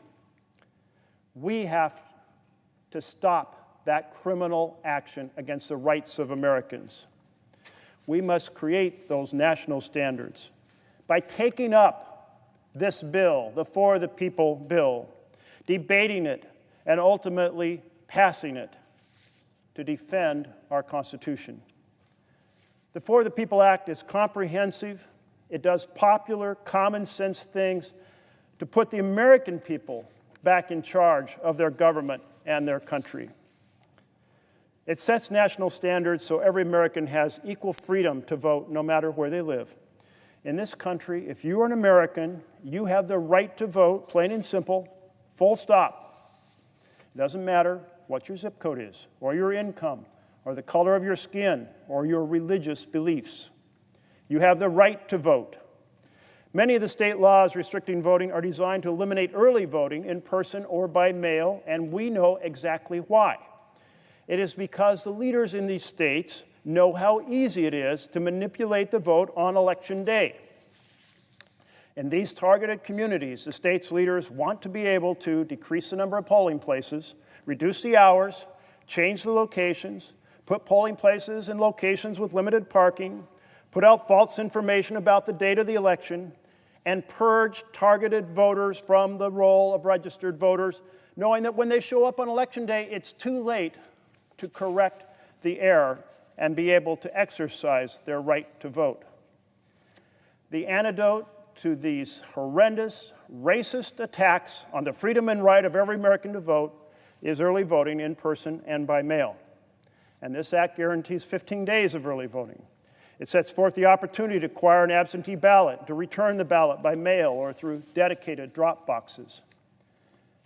The second big goal in national standards set forth in For the People Act is to stop billionaires from buying elections. Elections in America are intended to reflect the will of the people, not the will of the powerful and privileged. Thomas Jefferson once described this as the mother principle, saying that governments are Republican only in proportion to how they embody the will of the people. If the mega wealthy can flood our campaigns with billions of dollars sent through shell companies, untraceable money, and manipulate the outcome of the elections, then Jefferson's mother principle is murdered, because the outcome serves the powerful, not the people. The For the People Act says that people should have an equal chance of being heard, and that the people listening ought to know who's actually behind those voices and those messages. It does that by creating an honest ads policy, so political ads people see online have to disclose who's paying for them. And it does that by requiring the disclosure of mega donors contributing to political campaigns. Now, if you or I give a modest donation to a campaign, that campaign has to disclose who we are. Shouldn't the same thing that's true for an average American be true for the mega donors? This standard sets that equal standard. Third, the national standards set forth in this bill restore equal representation by ending gerrymandering, the process by which we draw congressional districts to favor one party over another, and by doing so, attack the sacred principle of equal representation. This creates a lot of bias in the House of Representatives down the hall. Take Michigan. In 2012, 14, and 16, the majority of Michiganders voted for one party at every level of government, but because of gerrymandering, the other party held a decisive advantage in the State House, in the State Senate, and in the Congressional House delegation. The For the People Act defends, restores the principle of equal representation. It does it by creating independent redistricting commissions, made up equally of Democrats, Republicans, and independents. That means candidates running for office actually have to use the power of their ideas, the persuasion of their personality, not a rigged system to hold power. Finally, the standards in this bill target corruption by addressing and eliminating conflicts of interest. Public servants should serve the public, not themselves. That includes members of Congress, the administration, and for the first time ever, the Supreme Court. This bill does that by striking down outrageous and corrupt conflicts of interest, strengthening divestment requirements, saying the president and vice president have to use a blind trust or limit their personal holdings to assets that don't pose a potential conflict of interest. It slows the revolving door between public service and K Street. It requires cabinet secretaries to recuse themselves from any issues in which a previous employer or client has a financial interest. The bill requires candidates for vice president or president to disclose their tax returns to prevent hidden conflicts of interest. It creates a code of ethics for the Supreme Court, something all other federal judges already have. None of these four principles is about helping one political party over the other. In fact, the provisions I've just laid out are wildly popular among the American people. An overwhelming supermajority of Democrats, Republicans, and independents support these four principles. It's as bipartisan as you can get. Even when it's broken into its specific provisions, 3 out of 4 Americans, Democrats, Republicans, independents, say they support these reforms because they believe in the vision of government of, by, and for the people. It's in our DNA.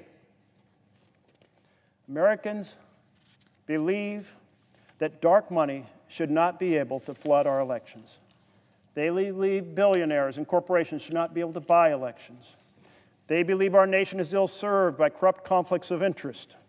They believe in the vision and ideals of our We the People Republic. And this bill is meant to do just one thing: make real the promise of democracy for all Americans. But powerful special interests don't want that. It threatens their hold on power by ending the ways they've rigged the system. And so they're all about striking down this bill. Why is that? We hear how Republican leaders say that they like this rigged system. Apparently, they like dark money in campaigns helping to buy elections. Apparently, they like targeting groups of individuals to prevent them from voting, taking us back to the racist efforts that existed before 1965 Voting Rights Act. Apparently, they like gerrymandering, thinking it's a source of political power down the hall, which political scientists say it is. But should it be principle or power that we fight for here? It should be the principle and the oath of office we took to uphold the Constitution. Standing before a crowd on a November afternoon to dedicate the Soldiers' National Cemetery at Gettysburg, 4 months after that momentous battle, President Lincoln remarked that they were gathered together to not only dedicate it to the men who had fallen in battle, but to the ideal for which they gave their lives, that government of the people, by the people, for the people, shall not perish from the earth. Today, it is our responsibility to carry that ideal forward and to ensure that government by the people, of the people, by the people, and for the people shall not perish from the United States of America.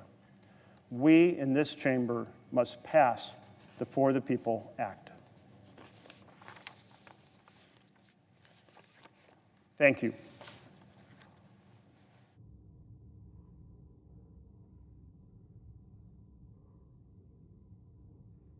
I note the absence of a quorum. The clerk will call the roll. Ms. Baldwin.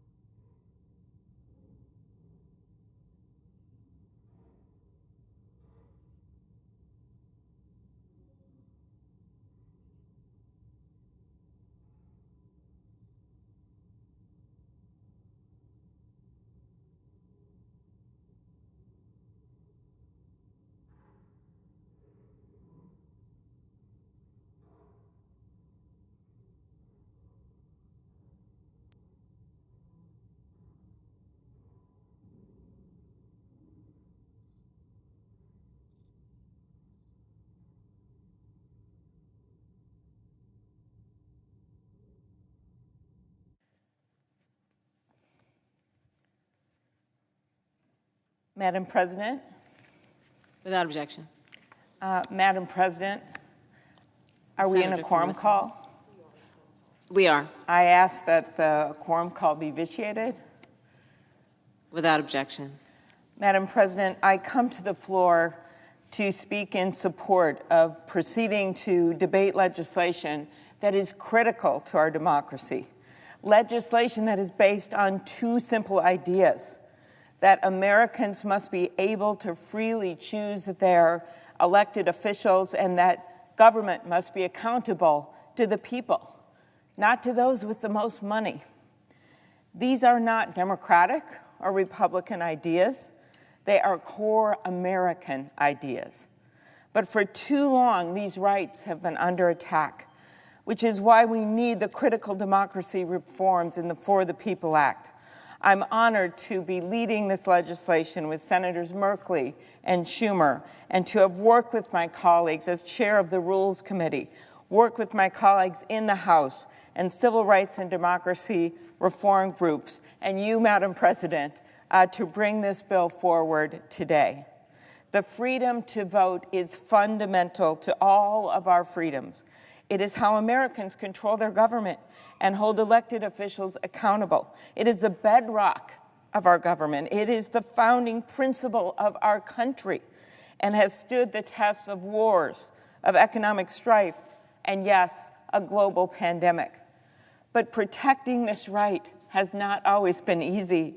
Throughout our country's 245-year history, we've had to course correct and take action to ensure that democracy is for the people and by the people, and that it has lived up to our ideals. At the beginning of this year, we were reminded on January 6th that it is up to us to protect against threats to our democracy, to ensure that it succeeds. I still remember that moment, 3:30 in the morning, when Senator Blunt and I, and yes, Vice President Pence, walked from this chamber with the two young women with the mahogany box full of the last ballots to get over to the House to finish our jobs so that you, Madam President, were declared the Vice President and President Biden was declared the President. That's upholding our democracy. That's doing it together, Democrats and Republicans doing our job. And what this bill is about to me, this bill is about carrying on that torch to protect our democracy. Today, the vote to begin debate on this legislation will likely get the support of all 50 Democrats. Senator Manchin, along with the rest of our caucus, has made clear to the country that standing up for the right to vote is bigger than any one person or thing. It's about us. It's about us as Americans.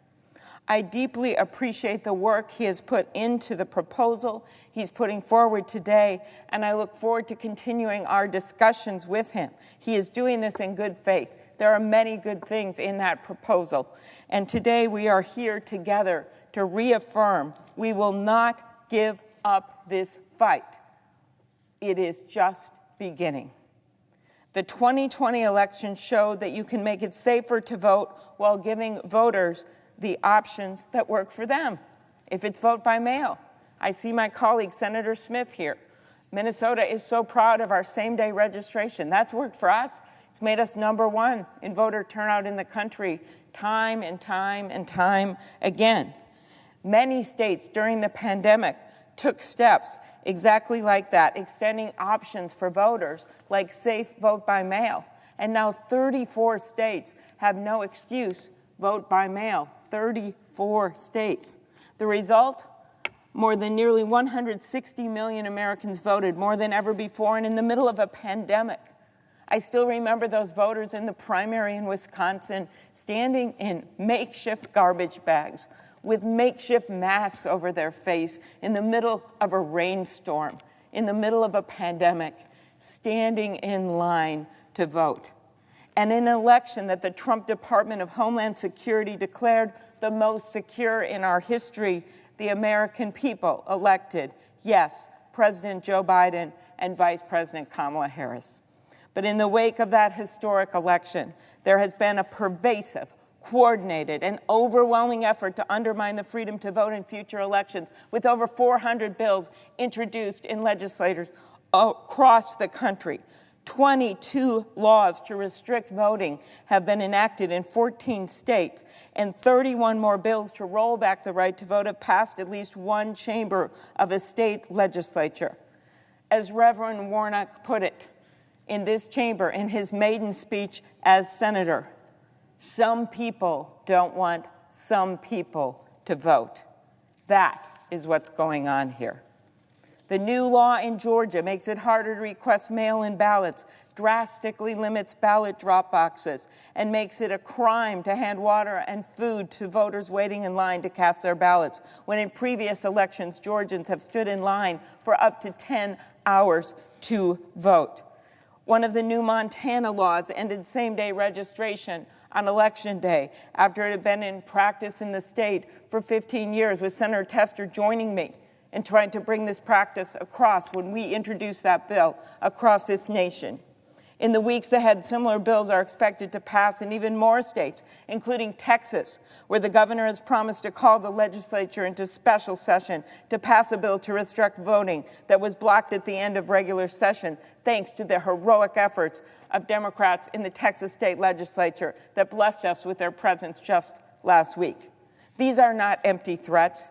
They are real efforts to disenfranchise regular Americans from voting. Senior citizens, people with disabilities, people that can't stand in line for 10 hours just to wait to vote. In the face of these efforts to roll back voting rights in so many states, the For the People Act is about setting basic national standards to make sure that all voters in this country can vote legally in the way that works for them, regardless of what zip code they live in, regardless of if they live in a big city or in a suburb or out in a small town in western Minnesota.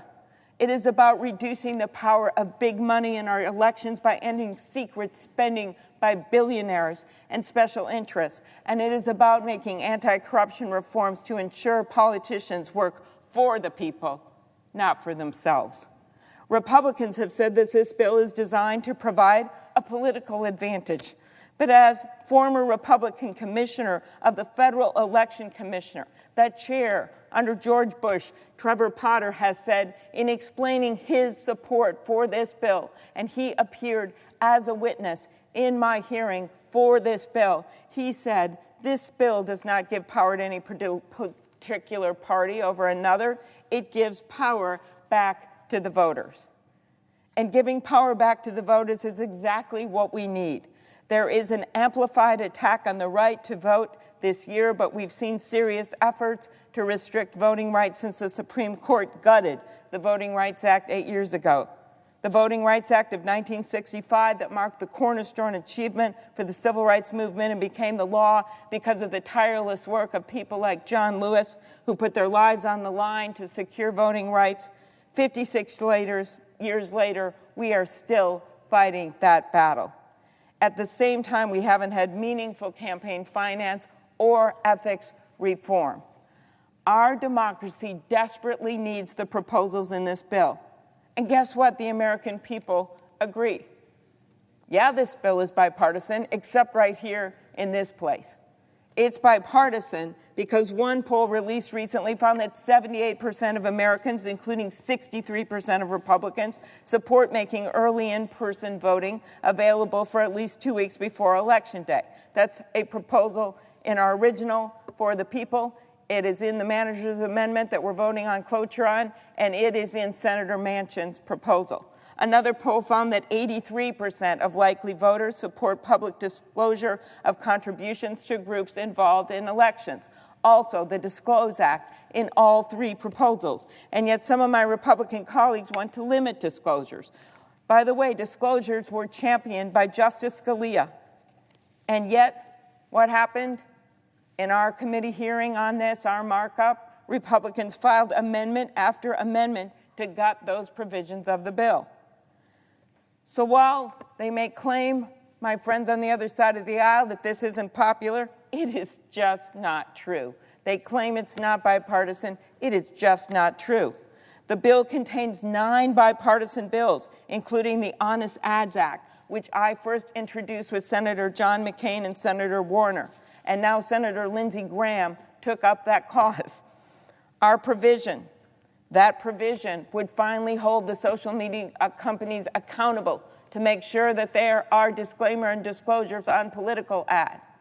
The work that I've done with Senator Langford, with you, Madam President, when you were in the Senate, to make sure we have backup paper ballots. We still have 8 states that don't have backup paper ballots. That provision is in this bill. Many of the bill's provisions have already been adopted in red, blue, and purple states and have the support of governors and election officials from both parties. 21 states have same-day voter registration, including red states like Idaho, Wyoming, and Iowa. That's great, but our question should be, why don't all 50 states have it, especially when the Constitution of the United States specifically says that Congress can make and alter rules for federal elections. It is as clear as the words on the page. 20 states have automatic voter registration laws, including Alaska, Georgia, and West Virginia. 45 states allowed all voters to vote by mail in the 2020 election, and 44 states have early voting. What this bill does is to take the best of the best and puts in place minimum standards so that no matter what state you call home, you have access to the ballot box. That is why Senator Merkley has worked so hard on this legislation. That is why Senator Schumer made this bill Senate File Number 1. The bill that we are voting to advance includes changes that directly respond to concerns about implementation from both Democratic and Republican state and local officials. We heard those concerns, and the Democrats on the Rules Committee, which included Senator Warner and Senator King, we worked on that manager's amendment and made it easier for rural areas, extended the time systems, and got at their concerns. And then Senator Manchin has come up with more ideas and more things that we can do to make the bill strong. We heard from election officials that requiring states to accept mail-in ballots for too long after Election Day would delay them from certifying the results. So we shortened the window. I could go on and on and on. In good faith, we have worked to make this bill work for America. And now it is time to allow for debate on this bill. Our Republican friends on the other side of the aisle, they say this was one thing that Senator McConnell would say in the hearing, that it would cause chaos. I'd say this: chaos is a 5-hour wait to vote. Senior citizens standing in the hot sun for 5 hours, for 10 hours, that is chaos. Chaos is purging eligible voters from voter rolls and modern-day poll taxes and one ballot box for a county of 5 million people, which is exactly what they did in Harris County, Texas. That is exactly what is happening in that state right now.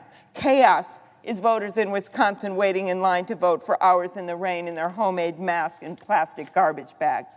The angry mob on January 6th that came into this very chamber, that spray painted the columns, that attacked police officers, that injured people left and right, that is chaos. As I said from the stage on Inauguration Day, under that bright blue sky where you could still see the spray paint at the bottom of those columns and the makeshift windows we had in place, I said this: this is the day our democracy picks itself up, brushes off the dust, and does what America always does, goes forward as a nation, under God, indivisible, with liberty and justice for all. Well, we cannot do that if Americans are disenfranchised, if they are not part of our democracy. Republicans have sadly made it clear that this is not legislation they are willing to negotiate or even debate. They won't even give it a week. They won't even give it a few days. Just last week, they held a press conference to tell the American people that they don't believe Congress should act to protect the right to vote or get rid of secret money in our elections. So, honestly, I would love to get some support from the other side of the aisle, but we have to be honest. I don't expect we're going to get it. So my Republican colleagues, this is not the end of the line for this bill. This is not the end of the line. This is only the beginning. Because if you have your way, those voters won't just be at the end of the line. They're not going to be able to vote.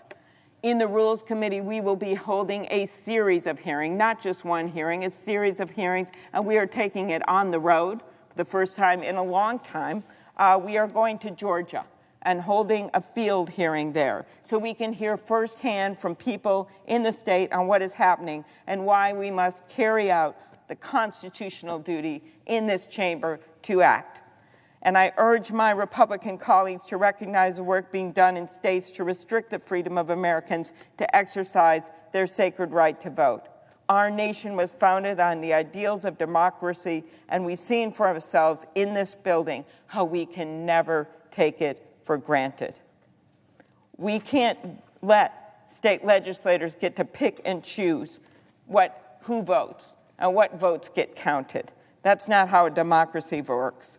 I urge all of my colleagues to do what the American people are asking us to do and to do what is right. Vote today to bring us closer to passing legislation to strengthen our democracy. We can't wait in line, and we can't make the people of America wait in line. The time to do this is now. Thank you, Madam President. I yield the floor. Madam President. Majority Leader. And first, let me thank so many of my colleagues, including our Chair of Rules, the Senator from Minnesota, our lead sponsor on this bill, Senator Merkley, and so many others who have done so much on this legislation. Now, what makes a democracy a democracy? It's the right of citizens to choose their own leader, to forge their own destiny, rather than have it decided for them.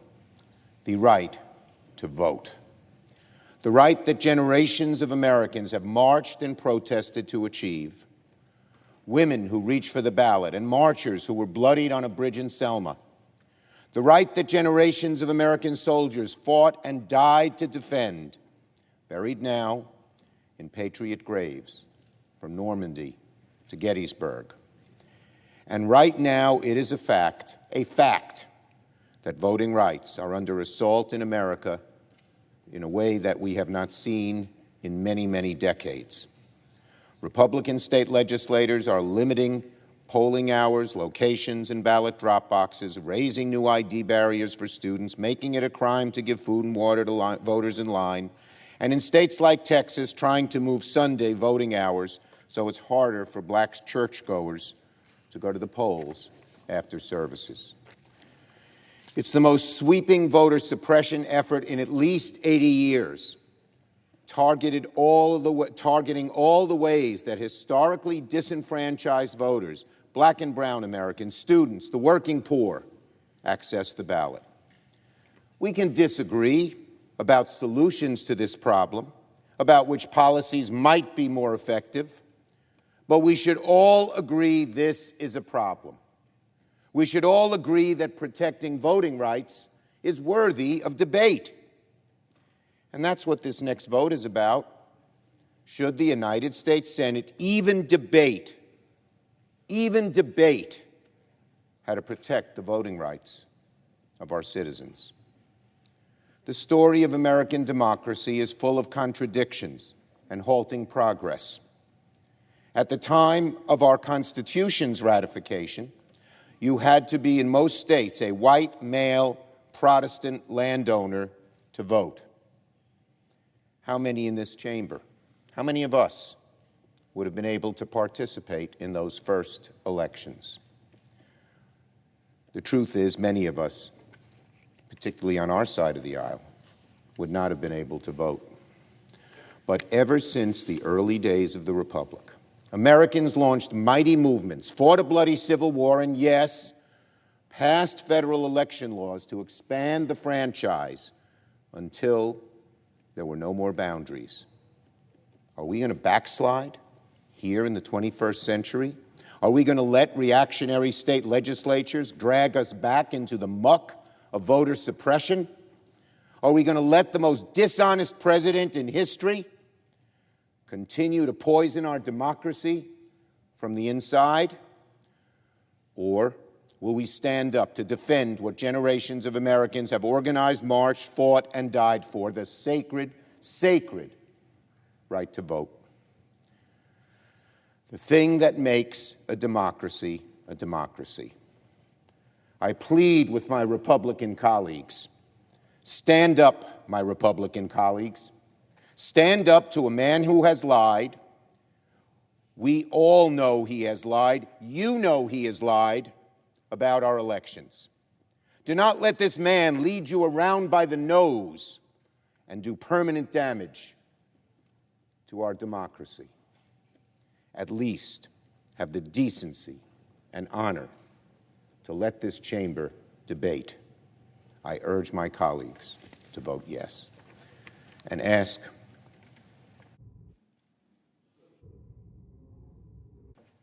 I yield the floor.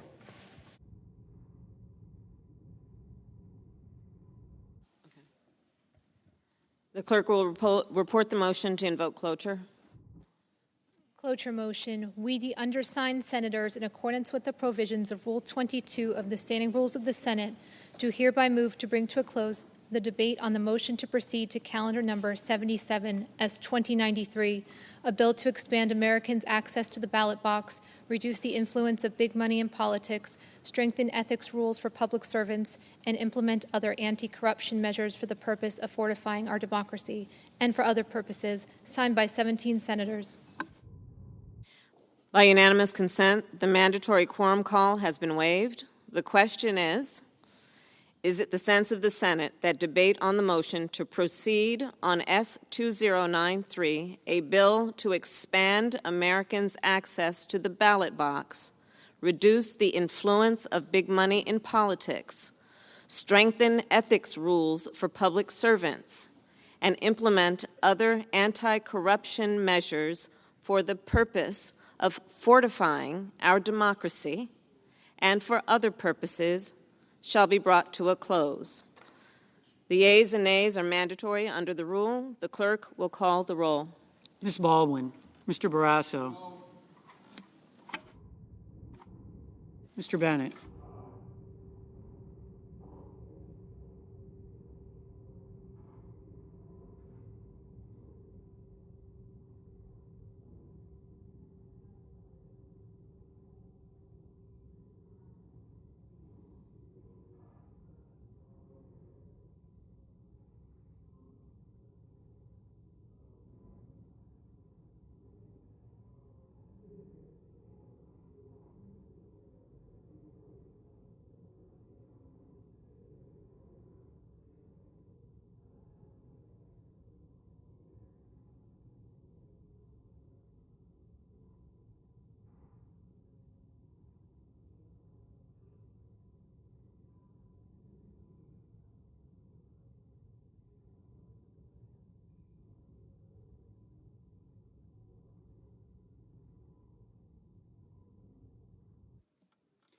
Mrs. Blackburn,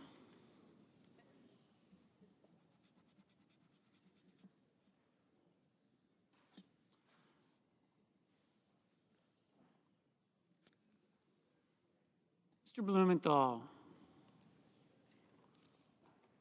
Mr. Blunt,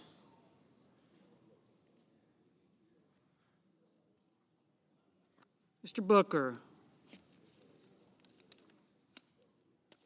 Mr. Bozeman, Mr. Braun, Mr. Brown, Mr. Burr, Ms. Cantwell, Mrs. Capito,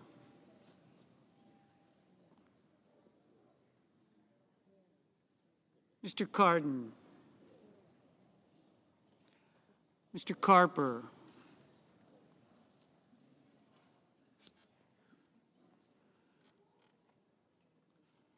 Mr. Casey,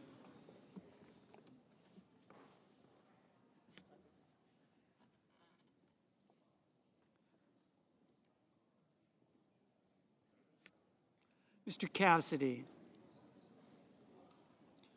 Ms. Collins, Mr. Coons, Mr. Cornyn,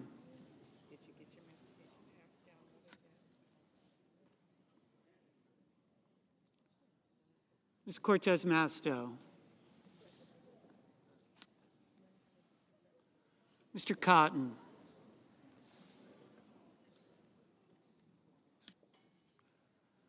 Mr. Kramer, Mr. Crapo, Mr. Cruz, Mr. Daines,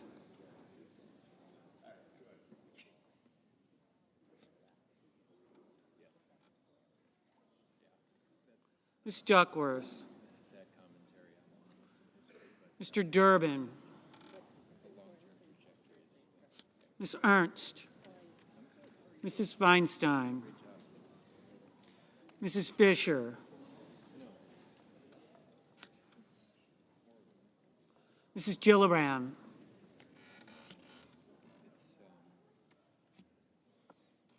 Mr. Graham, Mr. Grassley,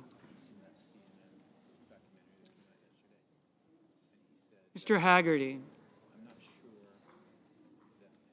Ms. Hassan, Mr. Hawley, Mr. Heinrich, Mr. Hickenlooper,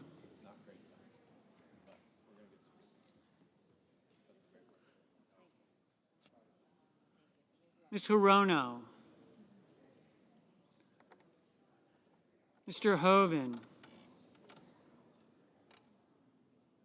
Mrs. Hyde-Smith, Mr. Inhofe, Mr. Johnson, Mr. Kane, Mr. Kelly,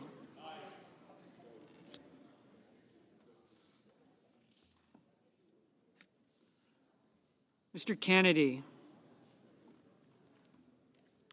Mr. King, Ms. Klobuchar, Mr. Langford, Mr. Leahy, Mr. Lee, Mr. Lujan, Ms. Lummis, Mr. Manchin, Mr. Markey, Mr. Marshall, Mr. McConnell, Mr. Menendez,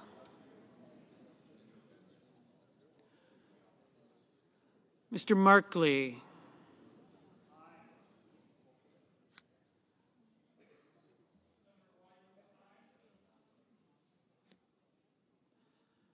Mr. Moran, Ms. Murkowski, Mr. Murphy, Mrs. Murray,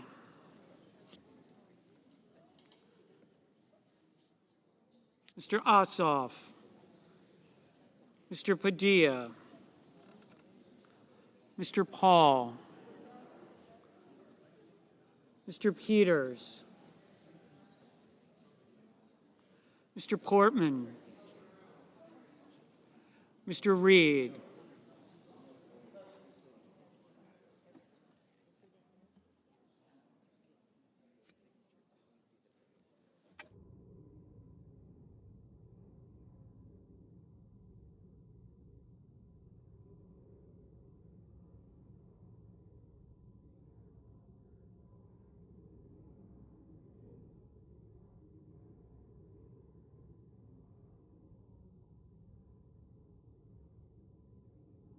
Mr. Reed, Mr. Risch, Mr. Romney, Ms. Rosen,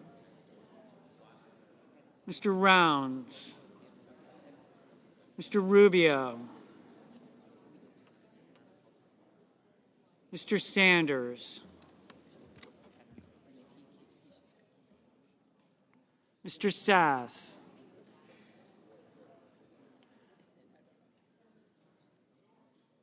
Mr. Schatz,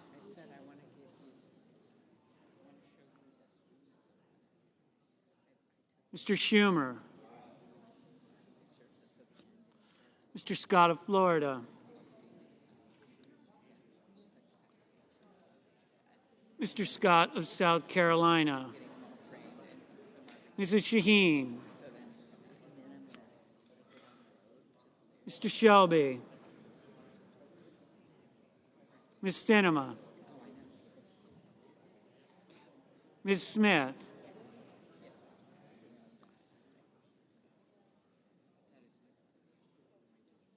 Ms. Stabenow, Mr. Sullivan,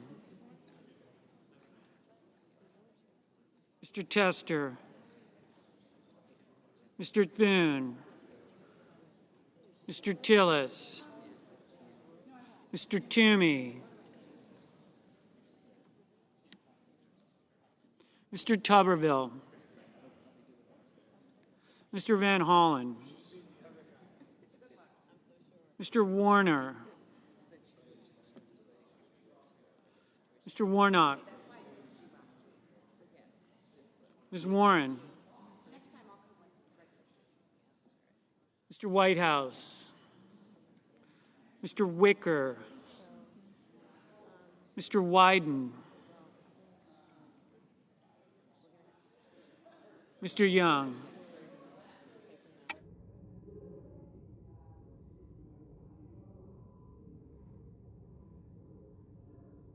Senators voting in the affirmative: Baldwin, Bennett, Booker, Brown, Cardin, Carper, Cortez Masto, Duckworth, Durbin, Hassan, Heinrich, Hickenlooper, Kelly, King, Klobuchar, Leahy, Manchin, Merkley, Murray, Ossoff, Padilla, Peters, Schatz, Schumer, Sinema, Smith, Stabenow, Van Hollen, Warner, Warren, Whitehouse, Wyden.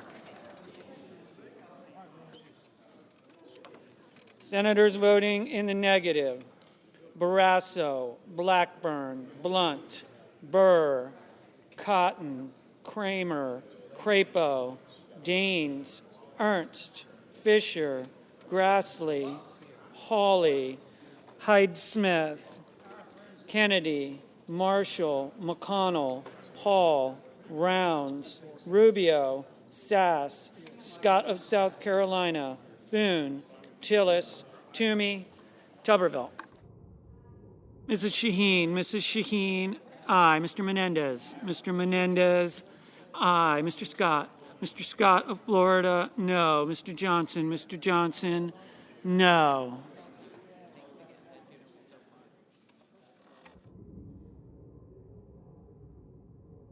Mr. Kane, aye. Mr. Casey, aye. Mr. Bozeman, no.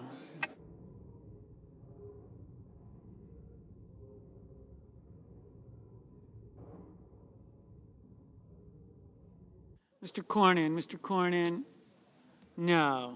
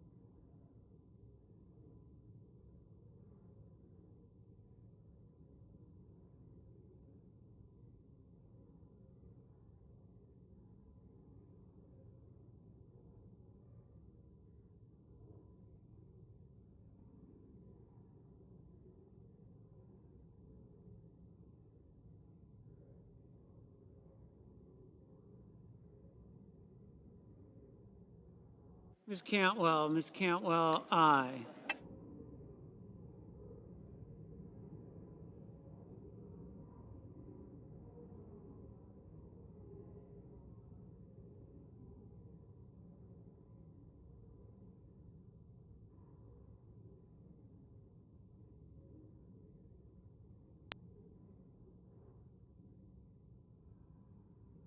Mr. Langford,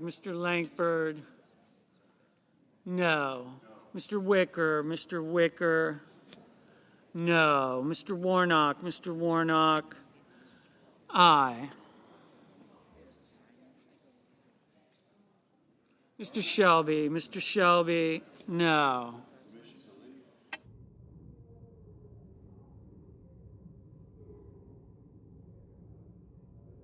Mr. Markey, aye.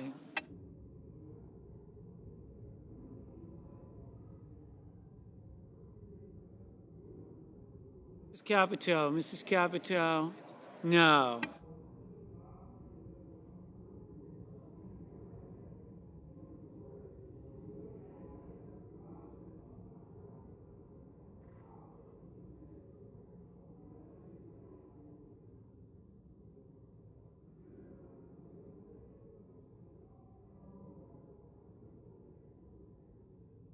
Mr. Blumenthal, aye.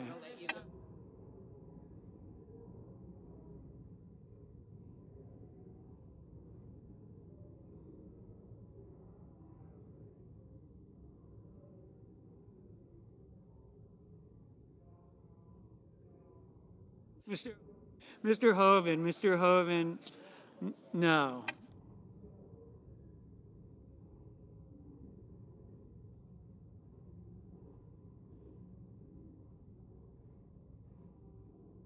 Mr. Tester, aye.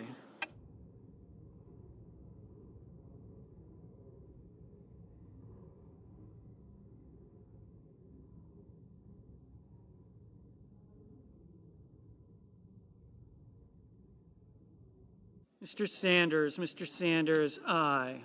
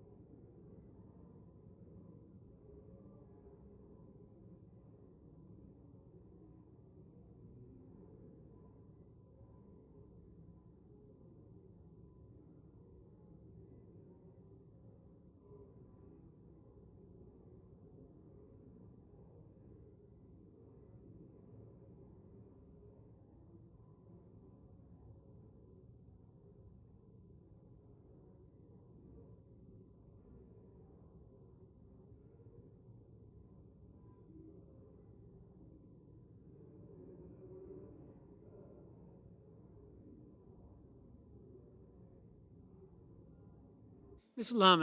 Lummis, no.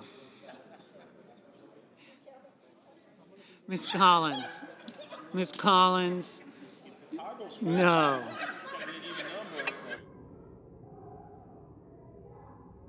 Mr. Young, no.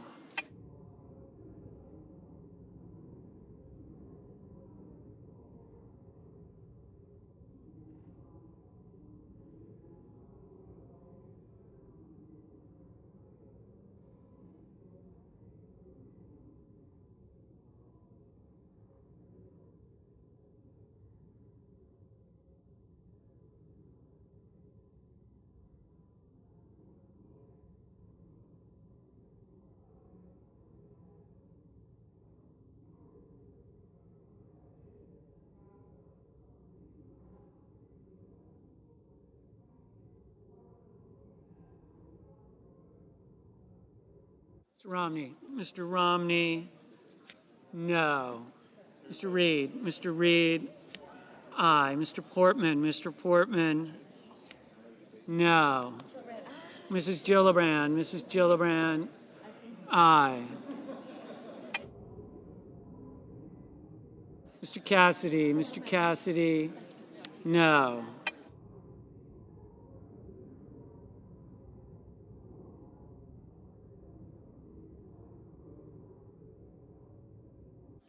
Mr. Graham, Mr. Graham, no.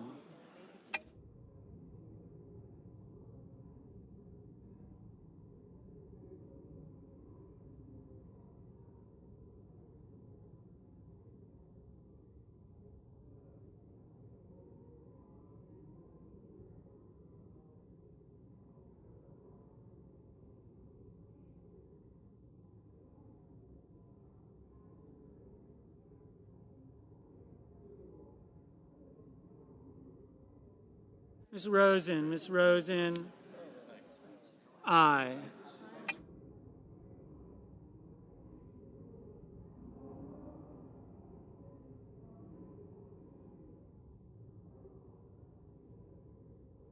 Ms. Murkowski, no.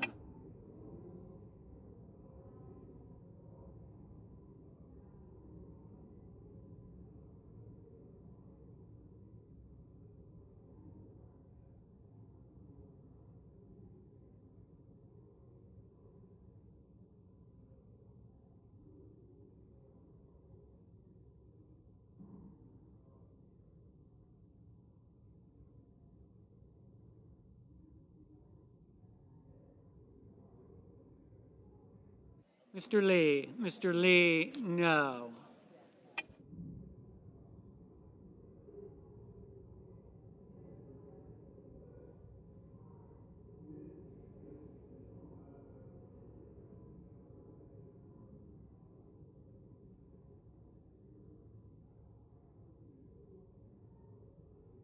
Mr. Murphy, aye.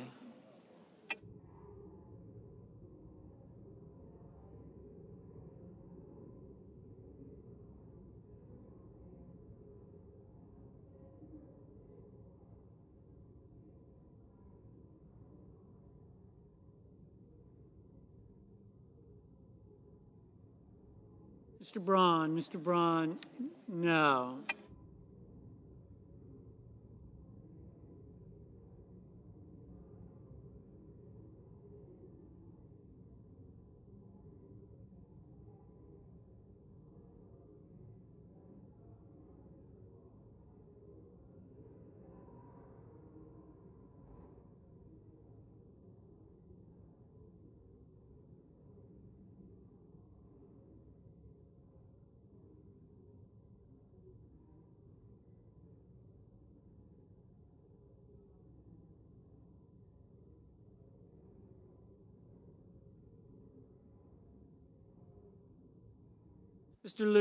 Mr. Lujan, aye.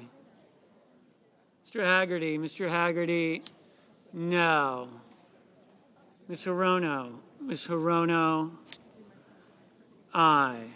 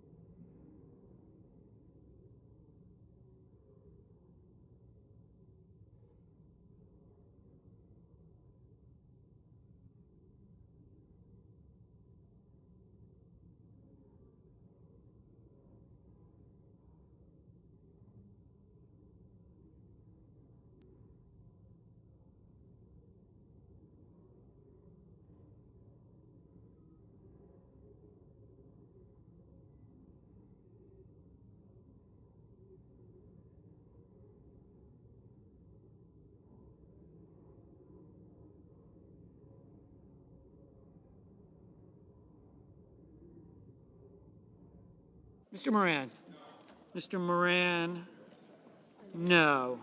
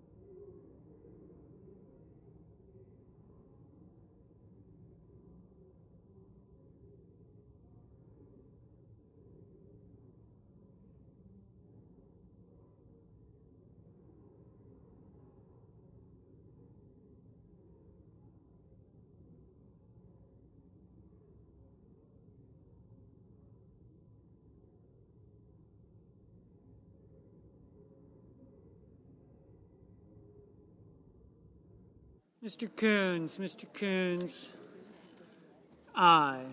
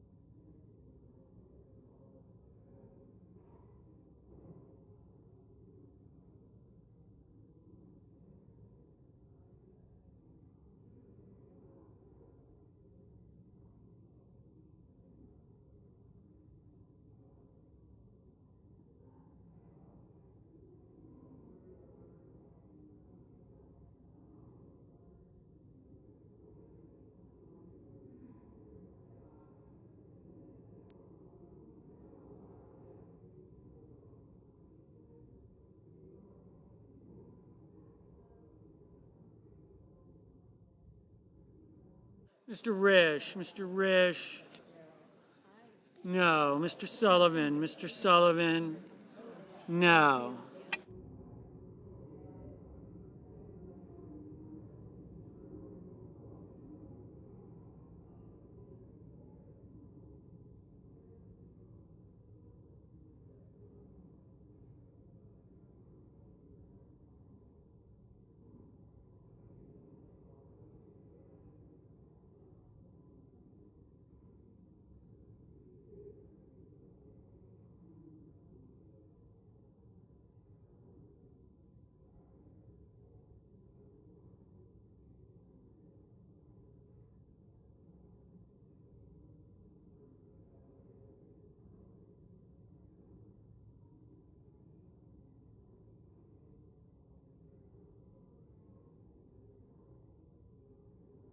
Mrs. Feinstein, aye.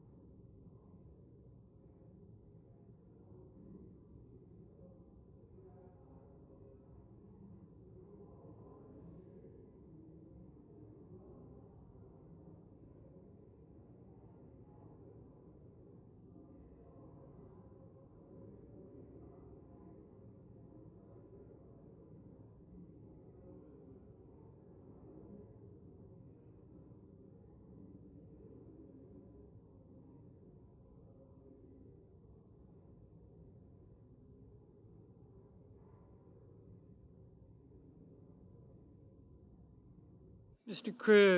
Cruz, no.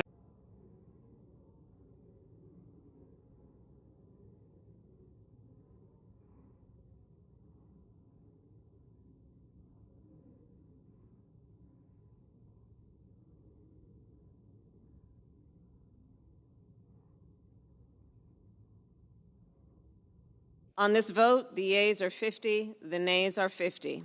3/5 of the senators duly chosen and sworn not having voted in the affirmative, the motion is not agreed to.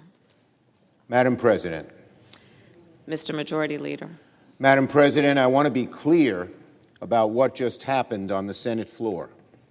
Every single Senate Republican just voted against starting debate on legislation to protect Americans' voting rights. Once again, the Senate Republican minority has launched a partisan blockade of a pressing issue here in the United States Senate, an issue no less fundamental than the right to vote. Could we have order, Madam President? The Senate will be in order. I've laid out the facts for weeks. Republican state legislatures across the country are engaged in the most sweeping voter suppression in 80 years, capitalizing on and catalyzed by Donald Trump's big lie. These state governments are making it harder for younger, poorer, urban, and non-white Americans to vote. Earlier today, the Republican leader told reporters that, quote, regardless of what may be happening in some states, there's no rationale for federal intervention. The Republican leader flatly stated that no matter what the states do to undermine our democracy, voter suppression laws, phony audits, partisan takeovers of local election boards, the Senate should not act. My colleagues, if senators 60 years ago held that the federal government should never intervene to protect voting rights, this body would have never passed the Voting Rights Act.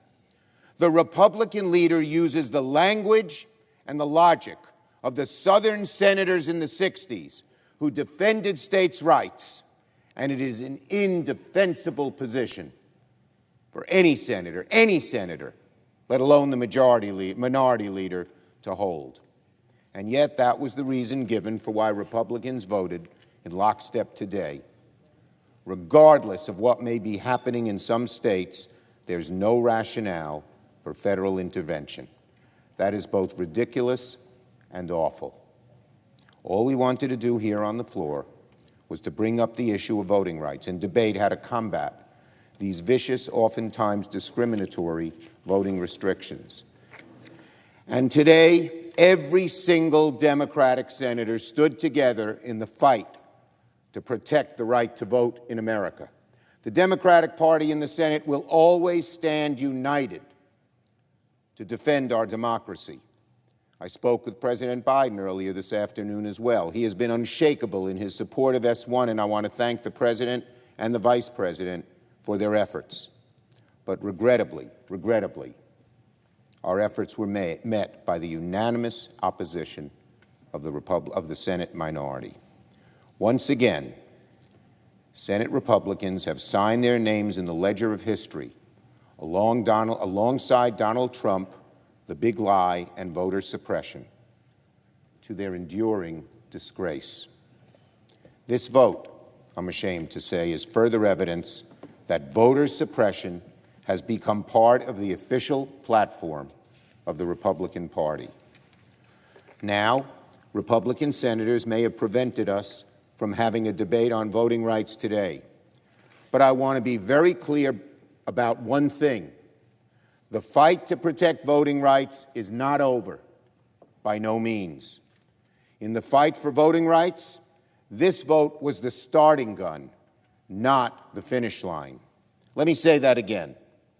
In the fight for voting rights, this vote was the starting gun, not the finish line. As many have noted, including my friend, Senator Warnock, this morning, when John Lewis was about to cross that bridge in Selma, he didn't know what waited for him on the other side. He didn't know how long his march would be, and his ultimate success was never guaranteed. But he started down that bridge anyway. Today, Democrats started our march to defend the voting rights of all Americans. It could be a long march, but it's one we are going to make. Today we made progress. For the first time in this Congress, we got all 50 Democrats unified behind moving forward on a strong and comprehensive voting rights bill. And make no mistake about it, it will not be the last time that voting rights comes up for a debate in the Senate. Republicans may want to avoid the topic, hoping that their party's efforts to suppress votes and defend the big lie will go unnoticed. Democrats will not allow that. Democrats will never let this voter suppression be swept under the rug. We have several serious options for how to reconsider this issue and advance legislation to combat voter suppression. We are going to explore every last one of our options. We have to. Voting rights are too important, too fundamental. This concerns the very core of our democracy and what we are about as a nation. So we will not let it go. We will not let it die. This voter suppression cannot stand, and we are going to work tirelessly to see that it does not stand. I yield the floor.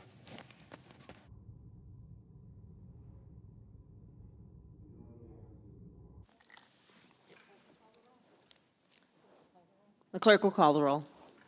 Ms. Baldwin.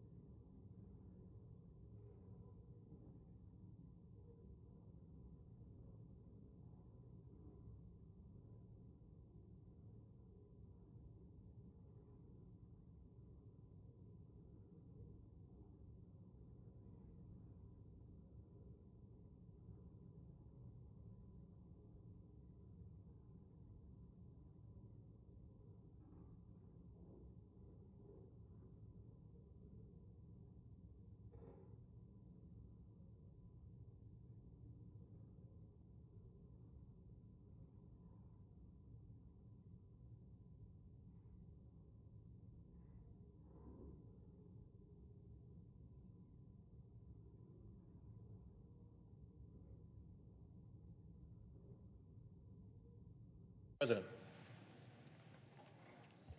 The senator from Rhode Island is recognized. Mr. President, may I ask unanimous consent that the pending quorum call be vitiated? Without objection. Mr. President, I'm delighted to follow the Majority Leader in his strong remarks about the beginning of the process of passing S1, not only to deal with the question of voting rights, but to deal with the question of the dark money plague that is infesting our democracy and taking the power over decision-making in this body and in this building away from regular people and putting it into the hands not only of special interests, but of special interests who are happy to operate in secret. One of the ways in which this power has been deployed has been with respect to the judicial branch of government. And I am here now for my third speech in the scheme series to draw attention to this problem.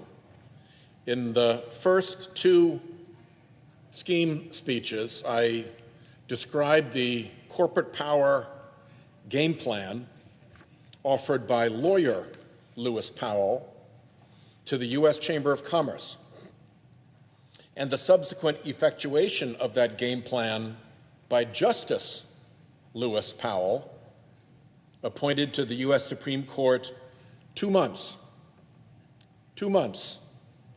after his secret corporate power game plan went to the chamber.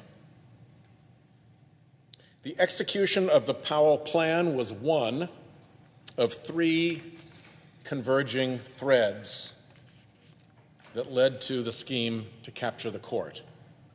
The Powell plan, thread 1, was a political response recommended for America's traditional corporate elite, which had been traumatized by the social upheaval of the 1960s.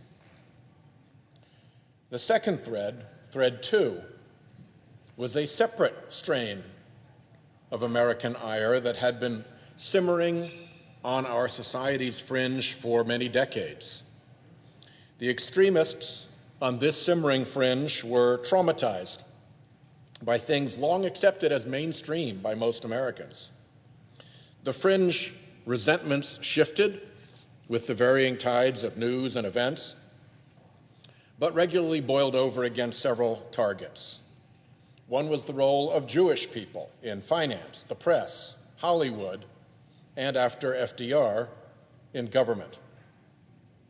Another was the improving economic and social condition of minorities. Another was the arrival of immigrants, particularly non-European immigrants, but backlash to immigration from Ireland and Italy had been profound, as my home state experienced back under the know-nothings. Other resentments sprang from imaginary events, conspiracy theory, delusions, and crackpot ideas. This persistent strain along the American fringe was chronicled in Pulitzer Prize-winning historian Richard Hofstadter's 1964 essay, The Paranoid Style in American Politics, later a popular book. This latent strain of paranoid extremism showed itself in groups like the John Birch Society, which never gained social or political acceptance. It was fed and nurtured by a handful of right-wing foundations set up by a few colossally rich and politically irate and frustrated families. It boiled up in the presidential campaign of Senator Barry Goldwater, which ended in one of the worst landslide defeats in American history. It drove the occasional aspirations of the Libertarian Party, whose extremist platform suffered predictable but humiliating crushings at the polls. All of this defeat over all of these decades concentrated the strain, isolated its most persistent and determined elements, and added to it an emotional payload of resentment. One target of this fringe was the existence of government regulation. The Libertarian Party in 1980 ran on a platform of ending Social Security, ending Medicare, closing the post office, undoing the American highway program, stopping public education, and eliminating all our public regulatory agencies, even the Federal Aviation Administration that keeps planes from bumping into each other. This platform barely attracted 1% of the vote, an unsurprising but humiliating crushing. That humiliating crushing was suffered by David Koch, Libertarian Party candidate for vice president and the party's major funder. The Koch family is spectacularly, unimaginably rich. Privately held Koch Industries pours hundreds of millions of dollars into their pockets every year. The family annual income exceeds most families' dreams of lifetime wealth. The Kochs have social ambition, putting their names on educational TV programs, art centers, and university buildings. They are not the sort of people who take humiliation well.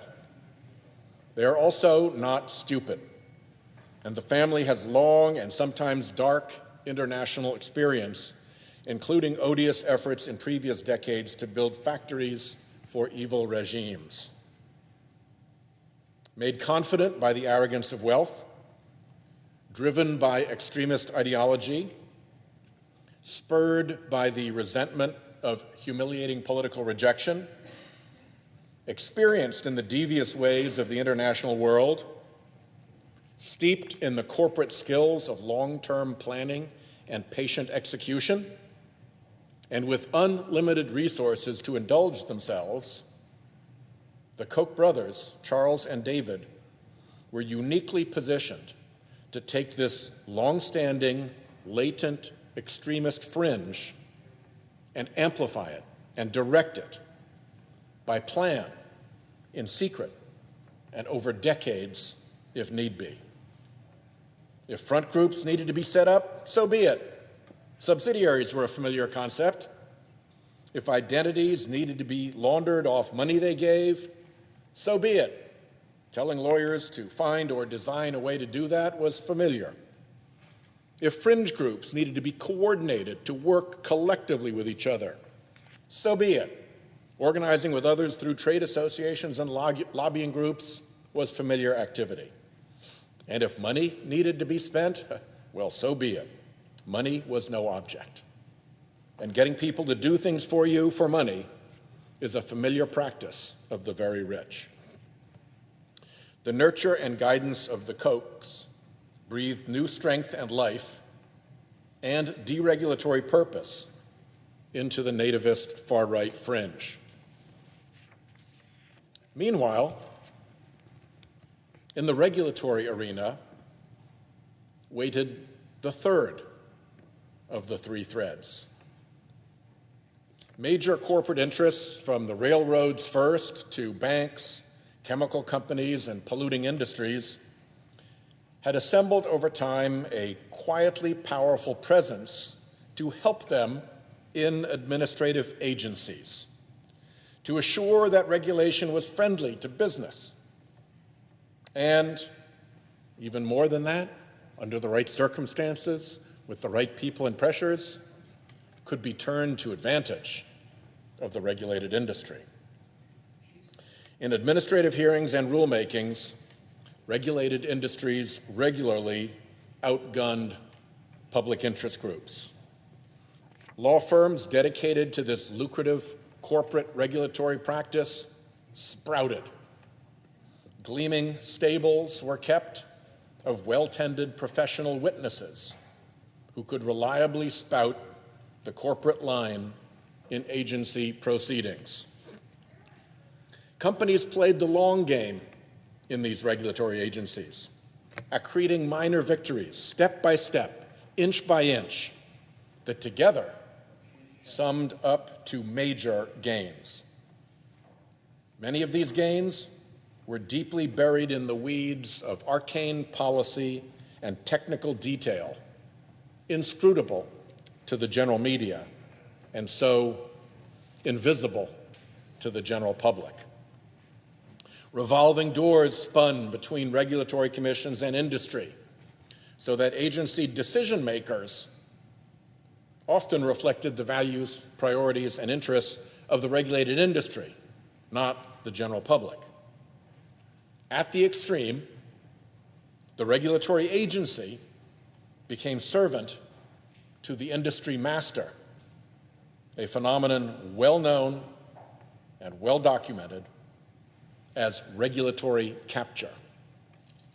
I wrote a separate book on this, Captured, so I won't dwell on it at great length here. It's enough to note that regulatory capture is so common that it has been a robust field of academic research and writing now for decades, both in economics and in administrative law. So these three socioeconomic strands converged. America's regular corporate elite took up the Powell Memo strategy of emboldened political engagement, seeking to reclaim their power and restrain the unwelcome changes roiling American society. The extremists of great wealth brought to the right-wing fringe and its motley array of extremist groups an unprecedented strategic discipline, unlimited resources, and the tactics of hard-edged corporate organization. The regulatory capture apparatus was there for the hiring, eager to pursue the new prospects offered by big industries and eccentric billionaires. Out of this slumgullion of immense wealth, extreme political ambition, and expertise at regulatory capture,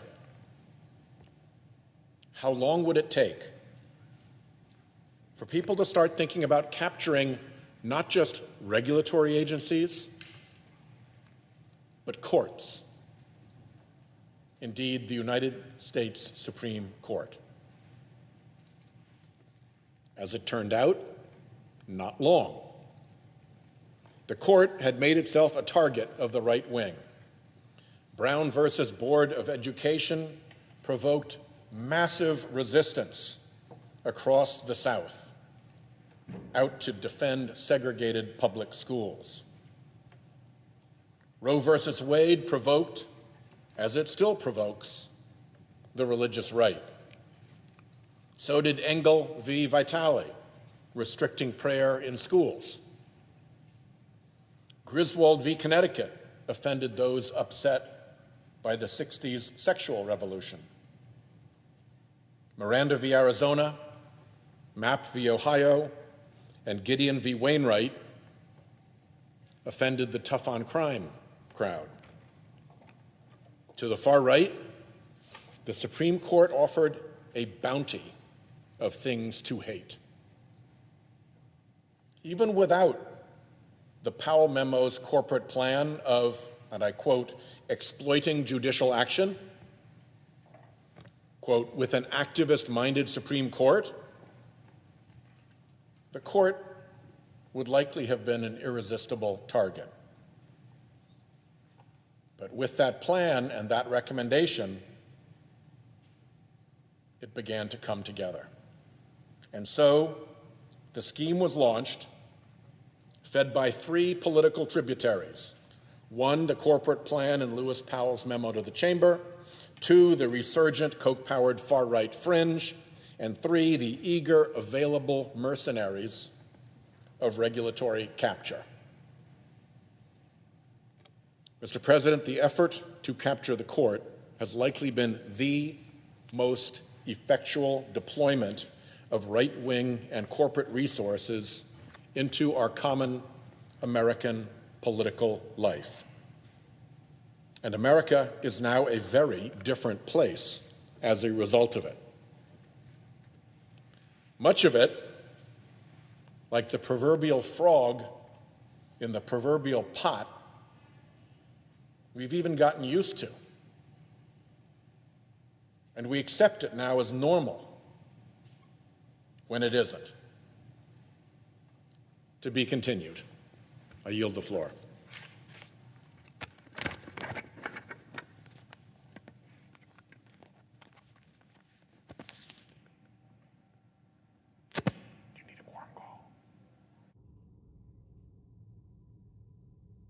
And I note the absence of a quorum. The clerk will call the roll. Ms. Baldwin.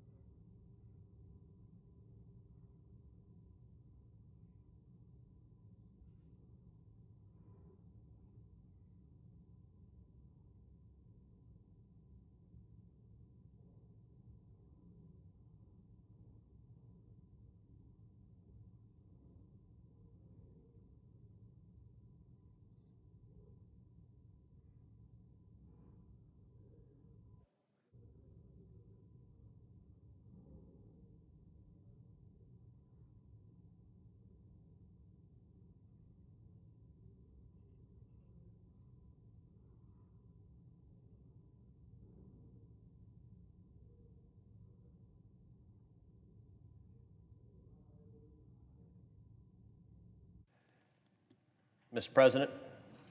Senator from Texas. I ask unanimous consent that the quorum call be vitiated. Without objection. Mr. President, I rise today to celebrate a win for the country.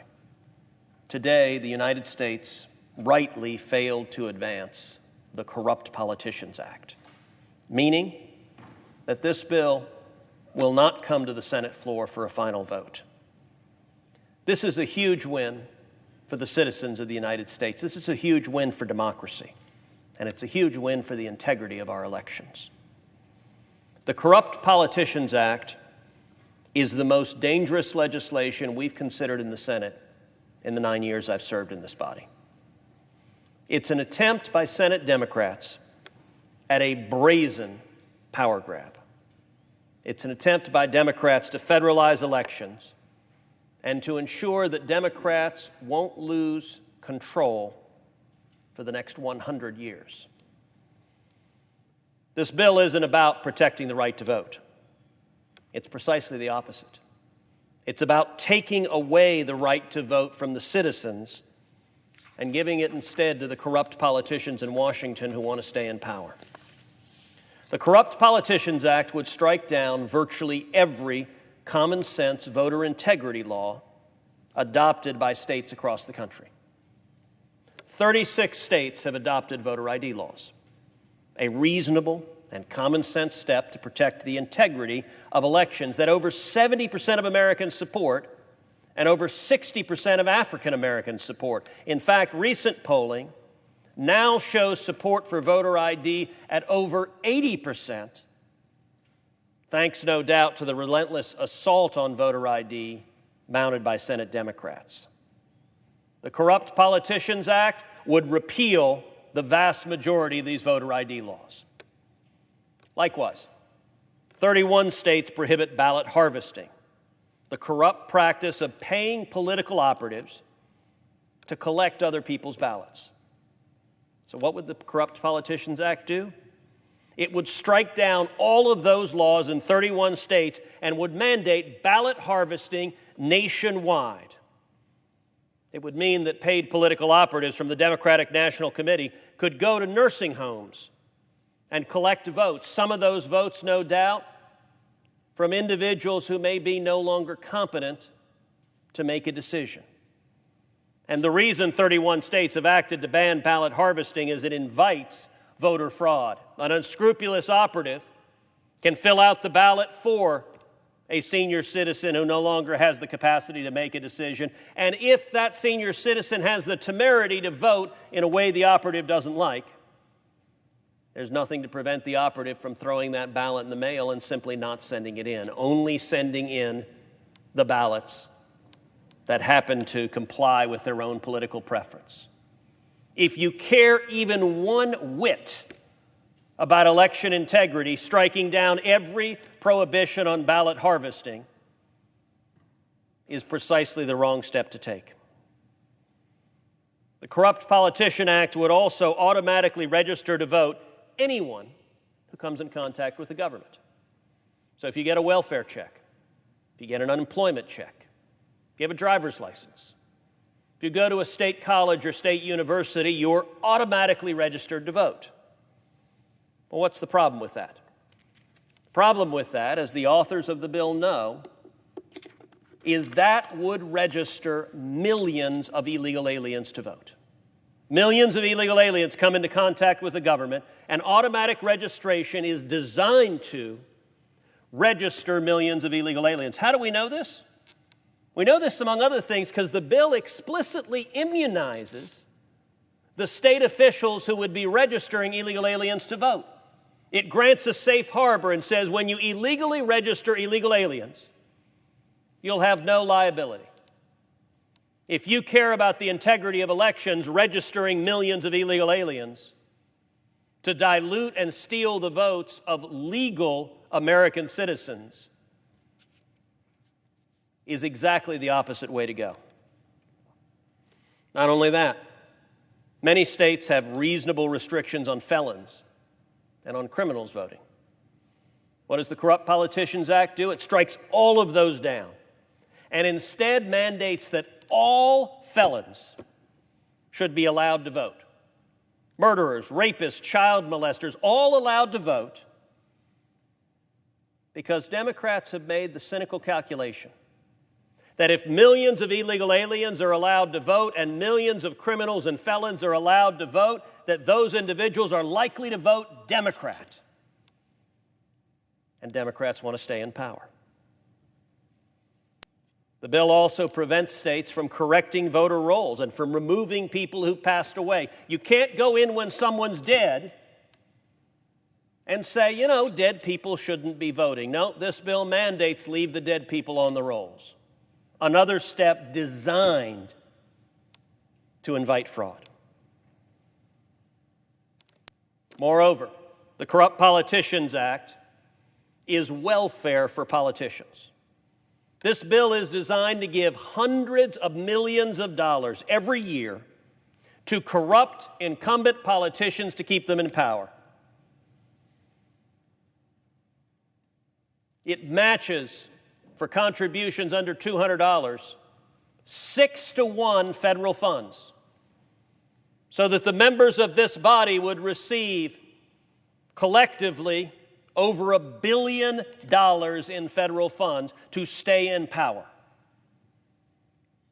That's great if you're a corrupt politician who wants to prevent a challenger from ever defeating you, and if you want to prevent the voters from making a different choice, then you flood them with federal funds to make it so you can't beat corrupt incumbents. But that's not what you do if you want to protect the right to vote. This bill is brazen. It is so brazen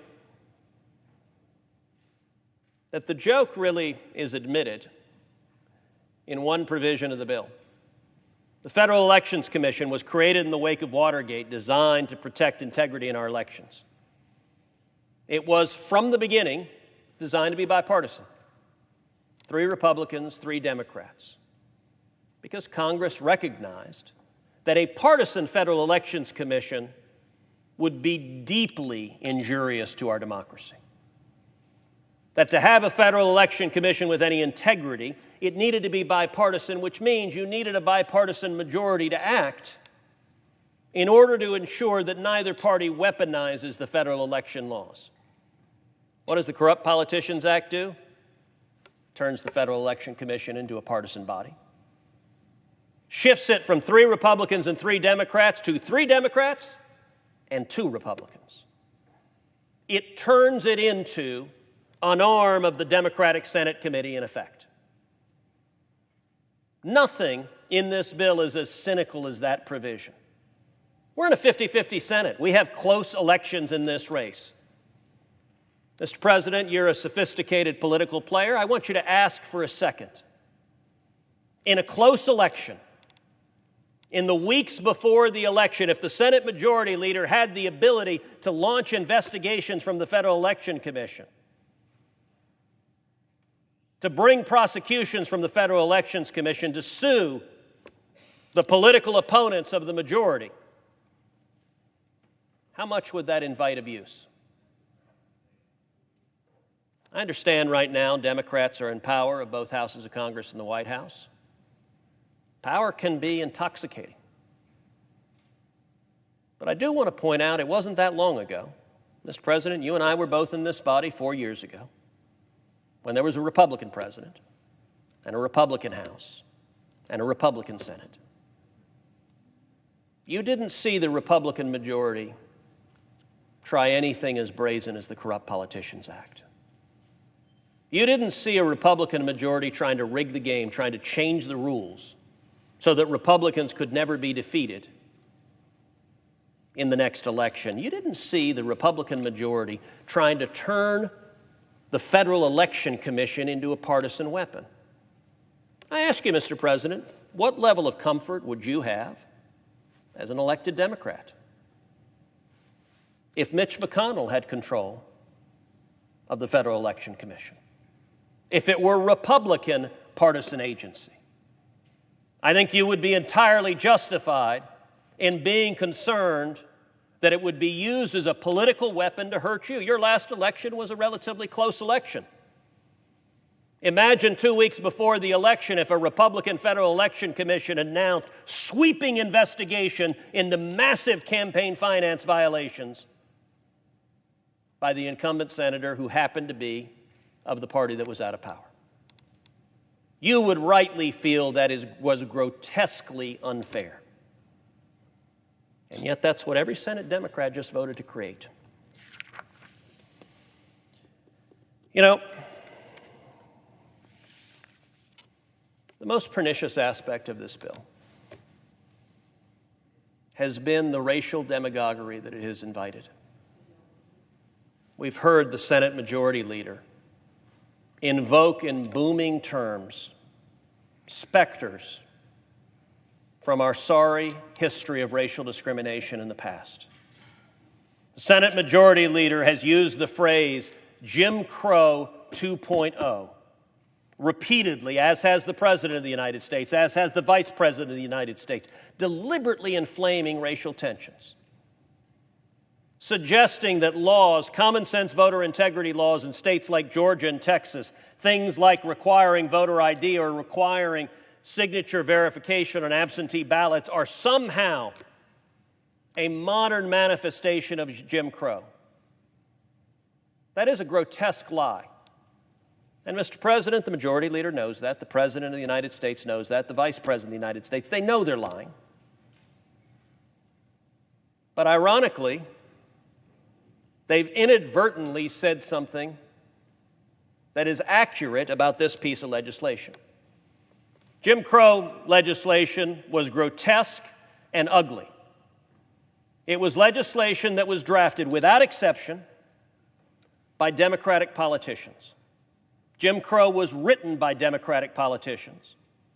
And its purpose when the Jim Crow laws were written were to prevent the voters from ever voting out of office Democratic politicians. It's one of the ugliest chapters of our nation's history.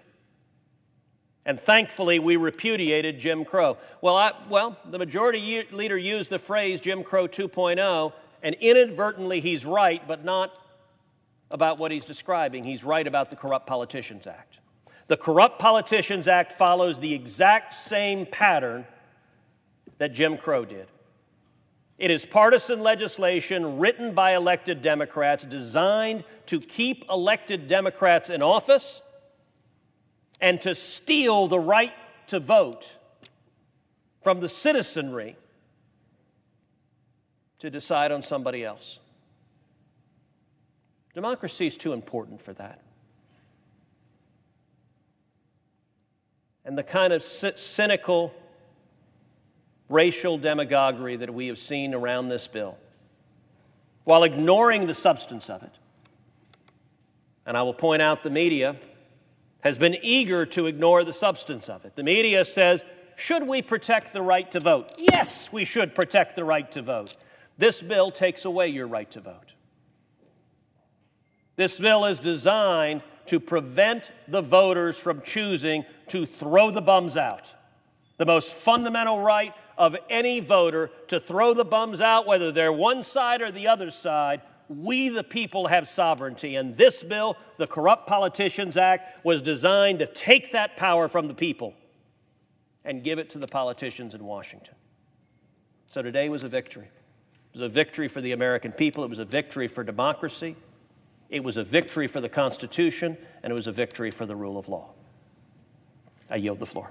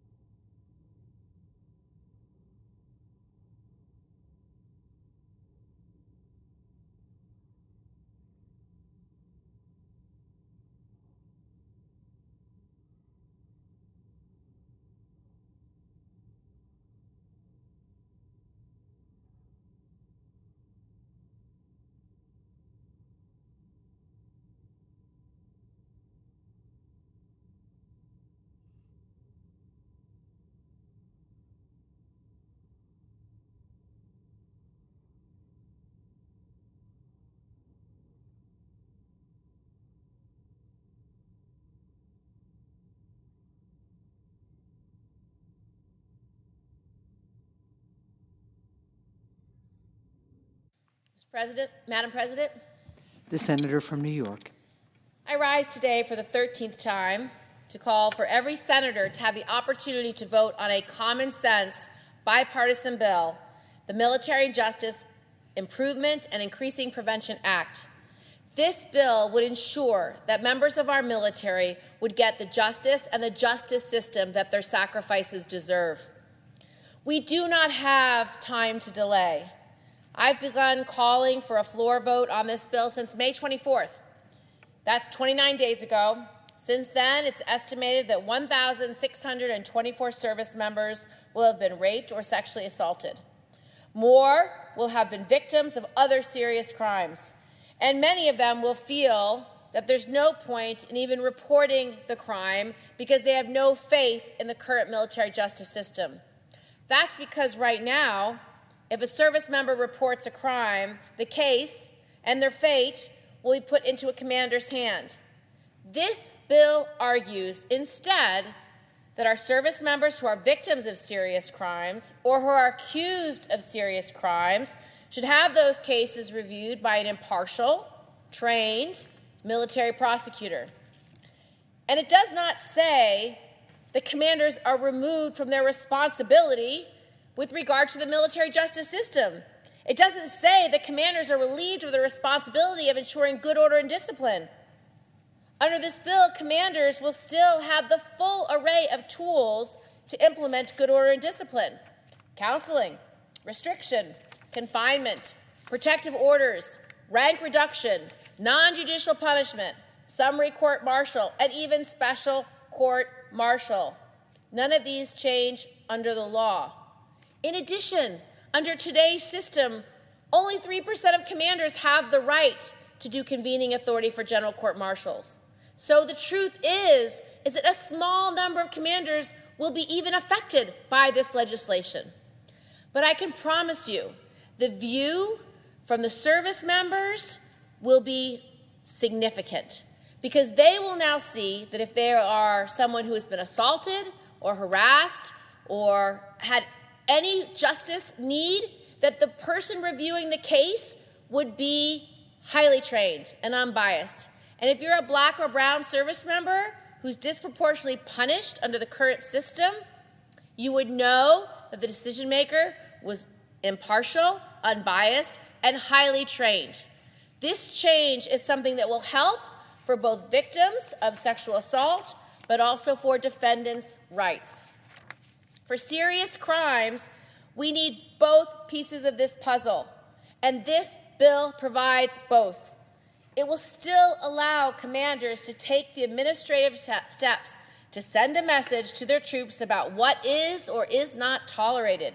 And 97% of them have to do that every day without having convening authority for general court-martial. And it will allow for victims and their families to get real justice. The Military Justice Improvement and Prevention Act will deliver the results that our service members and their families deserve without compromising command authority. That is what our allies have said. UK, Germany, Israel, Australia, Netherlands, Canada have all testified to our body in various hearings and various committees that they saw no diminution in command control and no diminution in the ability to prepare and train troops. The truth is, this is a reform whose time has come, and every minute we delay, we are not standing by our service members. It is a change that has been supported by veterans groups across the country, whether it's the Iraq and Afghanistan Association of Veterans, whether it's the Vietnam Veterans Association, whether it's the Foreign Legion or the Veterans of Foreign Wars. Military veterans support this bill. This is a change whose time has come, and I request that we have a floor vote to decide this. 66 senators on a bipartisan basis support this. The committee has been addressing this issue for 8 years. We've already passed 250 smaller reforms, none of which has had a dent on the problem. It's time to do the reform that survivors have asked for and that veterans organizations support. I ask unanimous consent that at a time to be determined by the majority leader in consultation with the Republican leader, the Senate Armed Services Committee be discharged from further consideration of S-1520, and the Senate proceed to its consideration, that there be 2 hours for debate equally divided in the usual form, and that upon the use or yielding back of that time, the Senate vote on the bill with no intervening action or debate. Is there objection? Madam President. The senator from Rhode Island. Thank you, Madam President. And let me thank my colleague from New York for her work to move this issue forward. But once again, I would object to the request for the reasons I've previously stated. And in addition, Madam President, today the ranking member of the committee, Senator Inhofe, released the written views of each member of the Joint Chiefs of Staff, which he had requested on Senator Gillibrand's proposed legislation. I understand that some in our body might discount these views of senior military leadership, and that's their prerogative.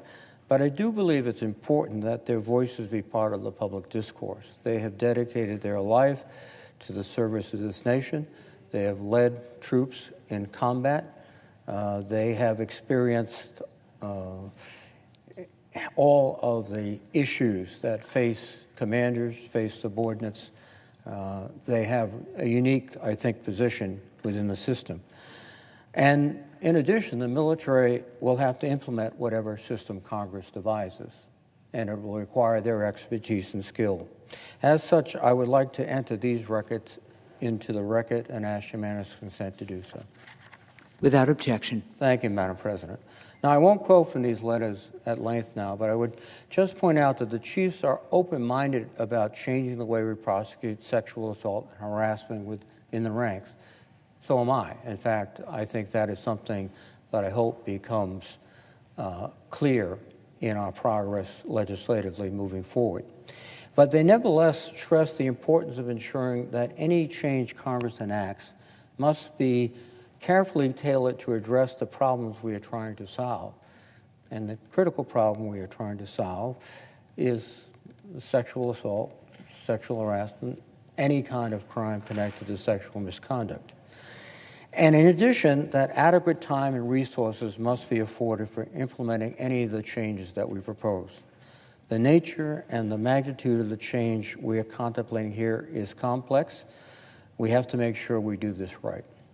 Further, we've heard over the past few years from the leadership of the Military Services Judge Advocate General's Corps, who have uniformly opposed these changes in nature and scope. And these are the military lawyers, the very military justice experts to whom this bill would invest authority currently reserved to commanders. And I believe we should listen to them as well, move prudently and deliberately to address the problem at hand. So, as I've said a number of times already, I intend to include the administration's recommendations that derive from the President's Independent Review Commission in the markup of the defense bill, subject to amendment, not to move a bill on the floor without the chance of my colleagues in the committee to have their voices heard. These ladies and gentlemen have dedicated themselves to military policy for many years. They are experts in different dimensions of this issue, and they will add, I think, significantly. To simply take a bill and send it to the floor without amendments, I think, is not the way to proceed. I anticipate a bill that will be strengthened through debate and discussion and deliberation by the committee. And with that, Madam President, I would reiterate my objection to Senator Gillibrand's request. Madam President. The objection is heard. Madam President. Senator from New York. I disagree with the chairman because the service chiefs and commanders for the last 8 years have objected to any serious reform. And in fact, what they've said time and time again, trust us, we'll get this right, and have objected to any major reform. And in fact, that's what they did any time we tried to reform the military. They objected on the same basis, using the same words, when we tried to repeal Don't Ask, Don't Tell. They objected in the same way when we tried to allow women to get credit for being in combat. They objected in the same way when we integrated the military. And so to hear these objections over and over again, after the committee has studied this issue for 8 years, and allowed 250 reforms to be put into the NDAA, all of which were okay by the DOD, just flies in the face of reality. The military has demanded sole responsibility of these cases for the 8 years that I've worked on this issue, and have they dented the problem? No. Sexual assaults were estimated at 20,000 by the military last they counted. Has the rate of cases going to trial increased? No. Has the rate of cases that have ended in conviction increased? No. So under no measurable has the DOD got a handle on this. And for the chairman to say it has to go through the committee, this issue has been going through the committee for 8 years. And in fact, when I've passed bipartisan reform with people like Senator Joni Ernst on the safe to report language, it was taken out in conference by the same DOD staff that didn't want it in there in the first place. So under the chairman's view, this bill could certainly go through committee. We have more than half of the members, but I promise you it will be watered down or taken out in conference because the chairman and the ranking member are against it, and they have the authority to do so. So he is not offering a fair process. The fact that this bill has 66 co-sponsors, how many bills in America in this body have the support of Ted Cruz and Liz Warren, of Mitch McConnell and Senator Schumer? None. This is the kind of bipartisan bill that this country is yearning for, the kind of common sense reform that can protect service members. And while the chairman is so interested in supporting what the generals and the admirals and the top commanders want, why does not he listen to the service members themselves, to the people who have suffered sexual assault, to the people who have suffered racial bias in prosecution?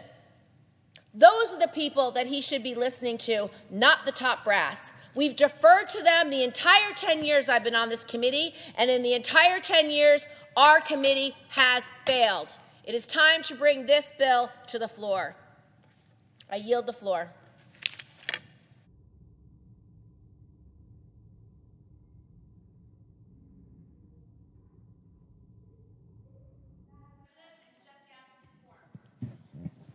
The clerk will call the roll.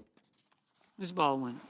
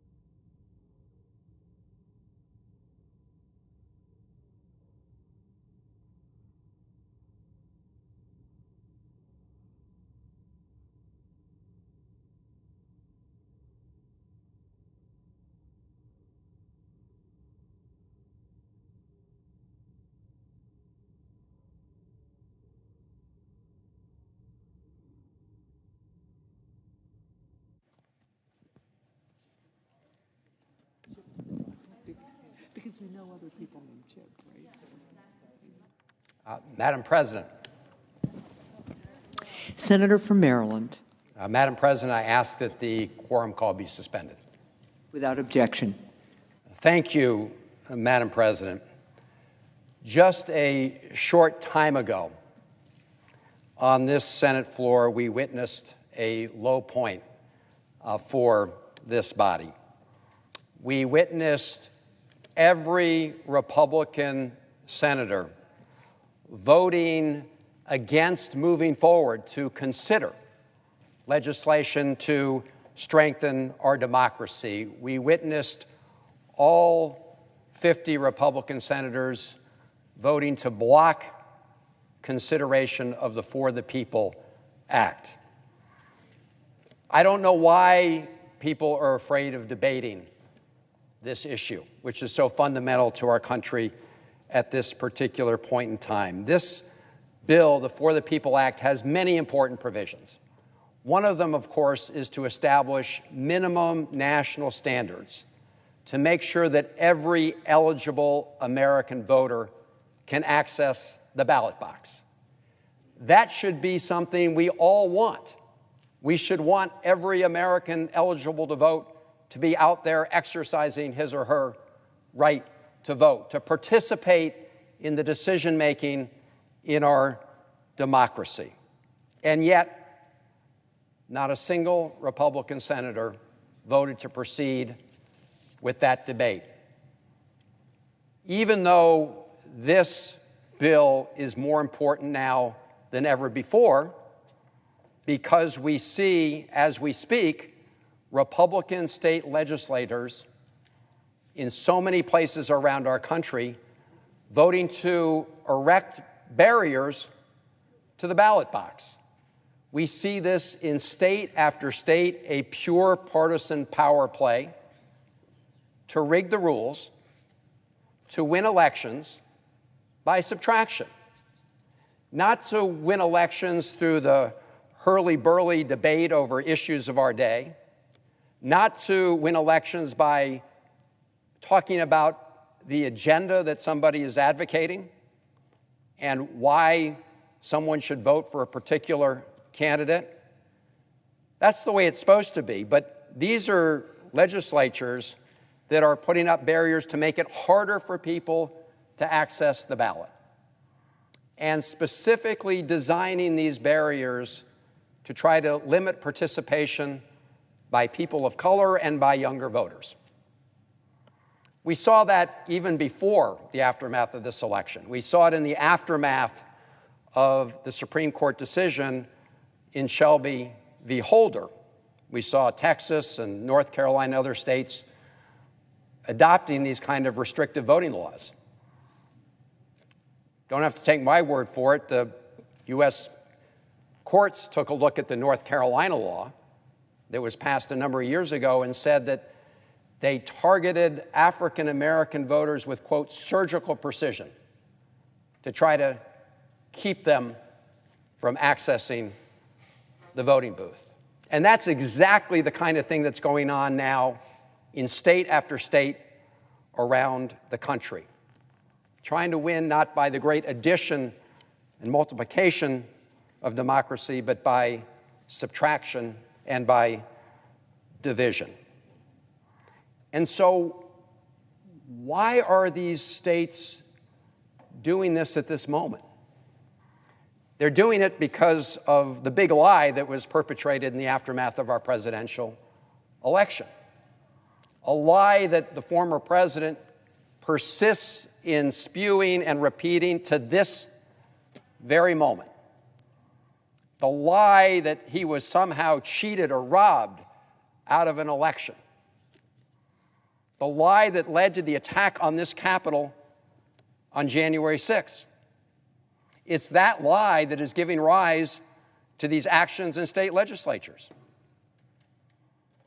It's that lie that sadly led this body just a short while ago to block consideration of a bill to establish a commission to look at what happened on January 6th. That bill, too, was filibustered, just like this one. in order to prevent the American people from getting to the bottom of the big lie. Republican senators blocked that too. They don't want the country to know. And they apparently are perfectly happy to allow all these state legislatures to put up barriers to voting as part of that big lie narrative.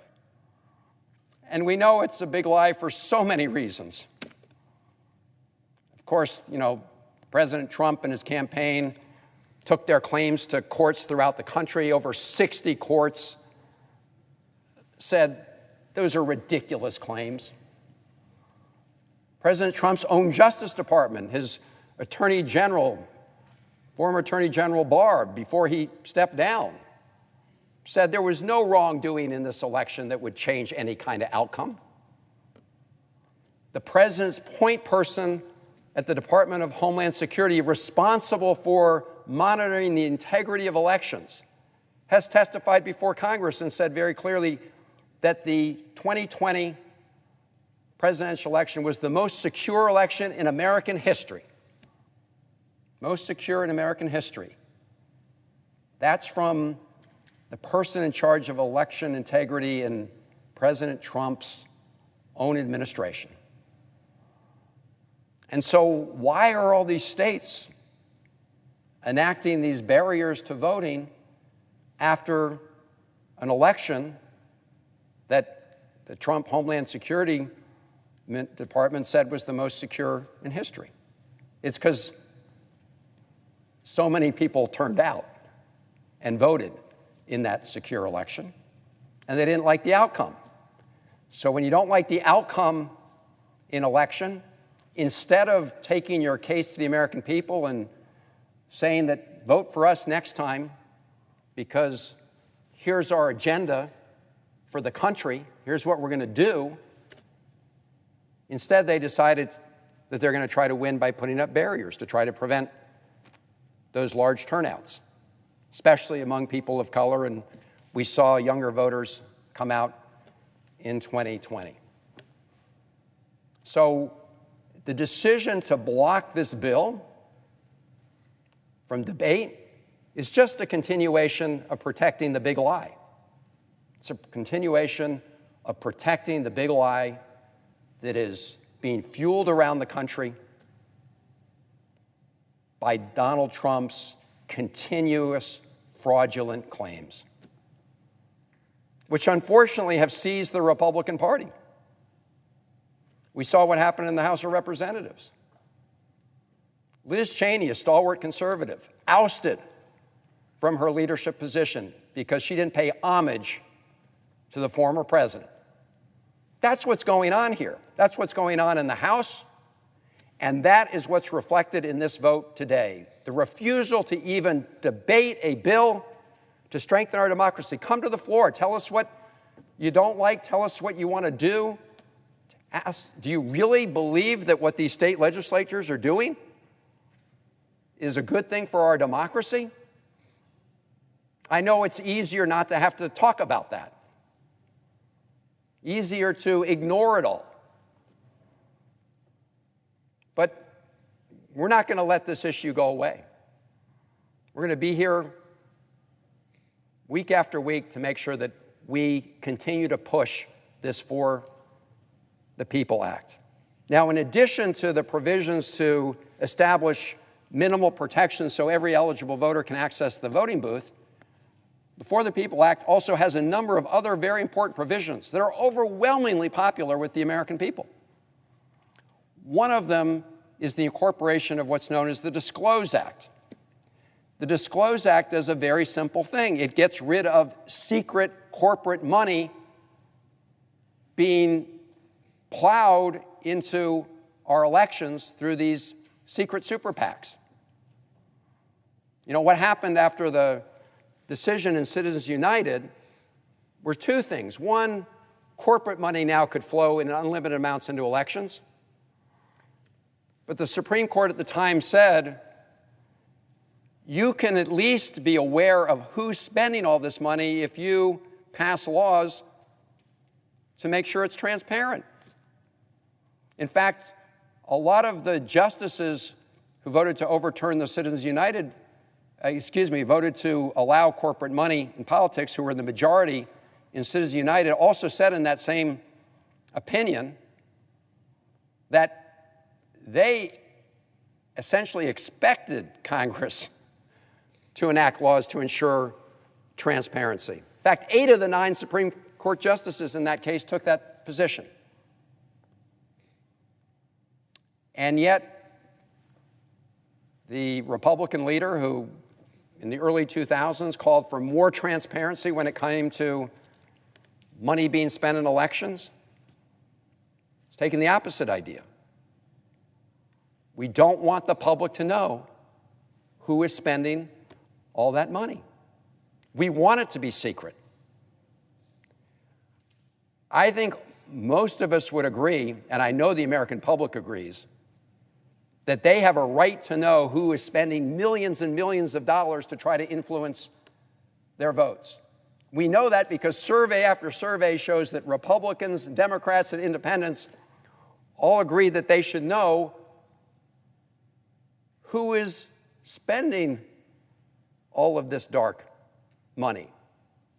When you see a TV commercial that says, paid for by the Committee for America, you should know who is financing that ad to try to influence your vote. It's a very simple principle.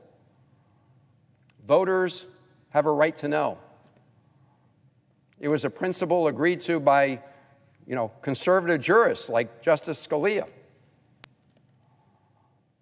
And yet, the position of the Republican senators today was, we don't even want to talk about that. We don't even want to debate that provision. By the way, that provision, the Disclose Act, passed the House back in 2010. And it came here to the United States Senate. And the Senate version of the Disclose Act was debated on this Senate floor. 59 senators at that time voted to proceed with the bill. You might say 59 senators, that's a majority. Why didn't it pass? Because of the filibuster rule. They needed 60. 59 senators said, we want disclosure. 59 senators said, get rid of secret money. But because of the filibuster rule, it didn't pass. It couldn't get to final passage on a simple majority. If that had passed back in 2010, we wouldn't have our airwaves flooded with secret money today. We would have done what the American people wanted. The Disclose Act is in this bill now. And once again, 11 years later, Republican senators are filibustering the bill for the Disclose Act. They don't want the American people to know who is spending all of that money, mostly corporate money, flowing underground, under the radar screen, through our political system to try to elect candidates of the choice of whatever special interests are spending that money. But they don't want you to know who they are, who's spending all that money to elect people. So why don't we all agree we're going to get rid of secret money? Apparently, we don't even want to debate that. Another provision that is universally popular with the American people is the idea that we should have nationwide, nonpartisan congressional districting. Let's draw congressional districts not based on politics, but based on some nonpartisan criteria. I think we've all heard the line that it should not be the case that politicians are picking the voters. Voters should pick their elected officials. These days, people can draw congressional districts maps with incredible precision with the use of computers and literally try and draw a congressional district designed to get exactly the electorate they want. I don't think that's the way the founders expected it to end up working. to get a computer that could draw these districts with that kind of precision accuracy. And so one of the other important provisions in the For the People Act is let's draw congressional districts so that we, the people, can make these decisions without the lines having been drawn to predetermine the outcome. That's also in this bill. It also has some other important provisions that I support to try to reduce the impact and influence of big money contributors, to allow people with lesser means to be able to contribute to elections and have some element of public financing so that the system is more geared toward the public interest than relying exclusively on the private big contributions. That's another provision that's in the For the People Act. Some people may disagree with that. Come to the floor, debate it, offer an amendment to get rid of it. Let's vote.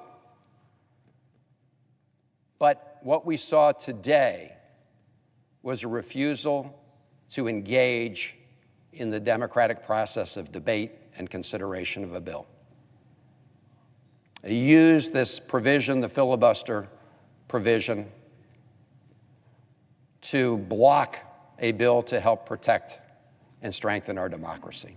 And that is a sad and shameful day in the United States Senate. But I'm going to end with this. This issue is not going away. I was glad to see that even as every Republican senator voted no, every Democratic senator united together to say we stand for the idea that we should have some minimal national standards for access to the ballot booth to protect our democracy, that we should get rid of secret money in politics. Every Democrat said, let's proceed to debate a bill that has those important provisions in it. And so we're not going away. This is a vote that may be a temporary setback, but it's my strong view that at the end of the day, democracy will prevail in the sense that it will be strengthened, and that the American people are not going to stand for a process that reinforces the big lie that was perpetrated on this country. And so the good news, as I said, is every Democratic senator said yes to moving forward, and we will find a way to get this done. We will find a way to protect our democracy. And I yield the floor.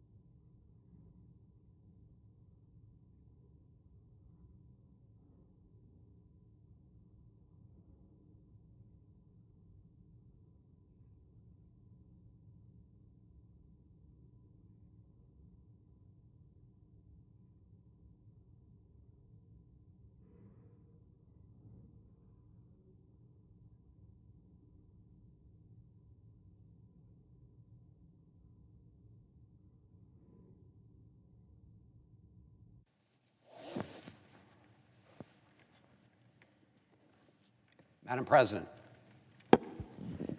Senator from Maryland. Madam President, I ask unanimous consent the Senate proceed to the immediate consideration of S-Res 282, which was submitted earlier today. The clerk will report. Senate Resolution 282, recognizing July 1, 2021 as the 100th anniversary of the Government Accountability Office, and so forth. Without objection, the Senate will proceed.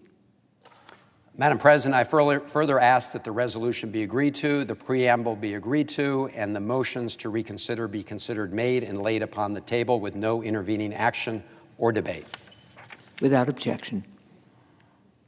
Madam President, I ask unanimous consent that the Senate proceed to the immediate consideration of S-2184, introduced earlier today. The clerk will report. S-2184, a bill to amend the Sarbanes-Oxley Act of 2002 to institute a trading prohibition for certain issuers and so forth and for other purposes. Without objection, the Senate will proceed. I ask unanimous consent that the bill be considered, read a third time and passed, and that the motion to reconsider be considered made and laid upon the table. Without objection. Madam President, I ask unanimous consent that at a time to be determined by the majority leader following consultation with the Republican leader, the Senate proceed to the immediate consideration of calendar number 74 S-1251, that the only amendments in order be the following. Lee number 2119. Without objection. I further ask that there be 2 hours for debate equally divided on the bill, that upon the use or yielding back of time, the Senate vote on the Lee amendment, that the bill be considered read a third time, the Senate vote on passage of the bill as amended, if amended, and that the motions to reconsider be considered made and laid upon the table with no intervening action or debate. Without objection. Madam President, I ask unanimous consent that the Senate proceed to executive session to consider the following nomination, calendar number 115. Without objection, the clerk will report. Nomination, Department of Energy, Ali Nouri of the District of Columbia to be an Assistant Secretary, Congressional and Intergovernmental Affairs.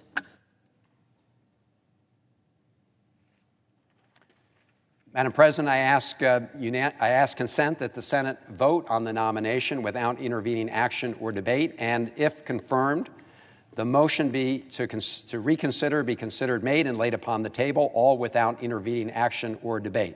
That no further motions be in order to the nomination, that any statements related to the nomination be printed in the record, that the President be immediately notified of the Senate's action, and the Senate then resume legislative session. The question is on the nomination. All those in favor say aye. Aye. All opposed, no. The ayes appear to have it. The ayes have it. The nomination is confirmed.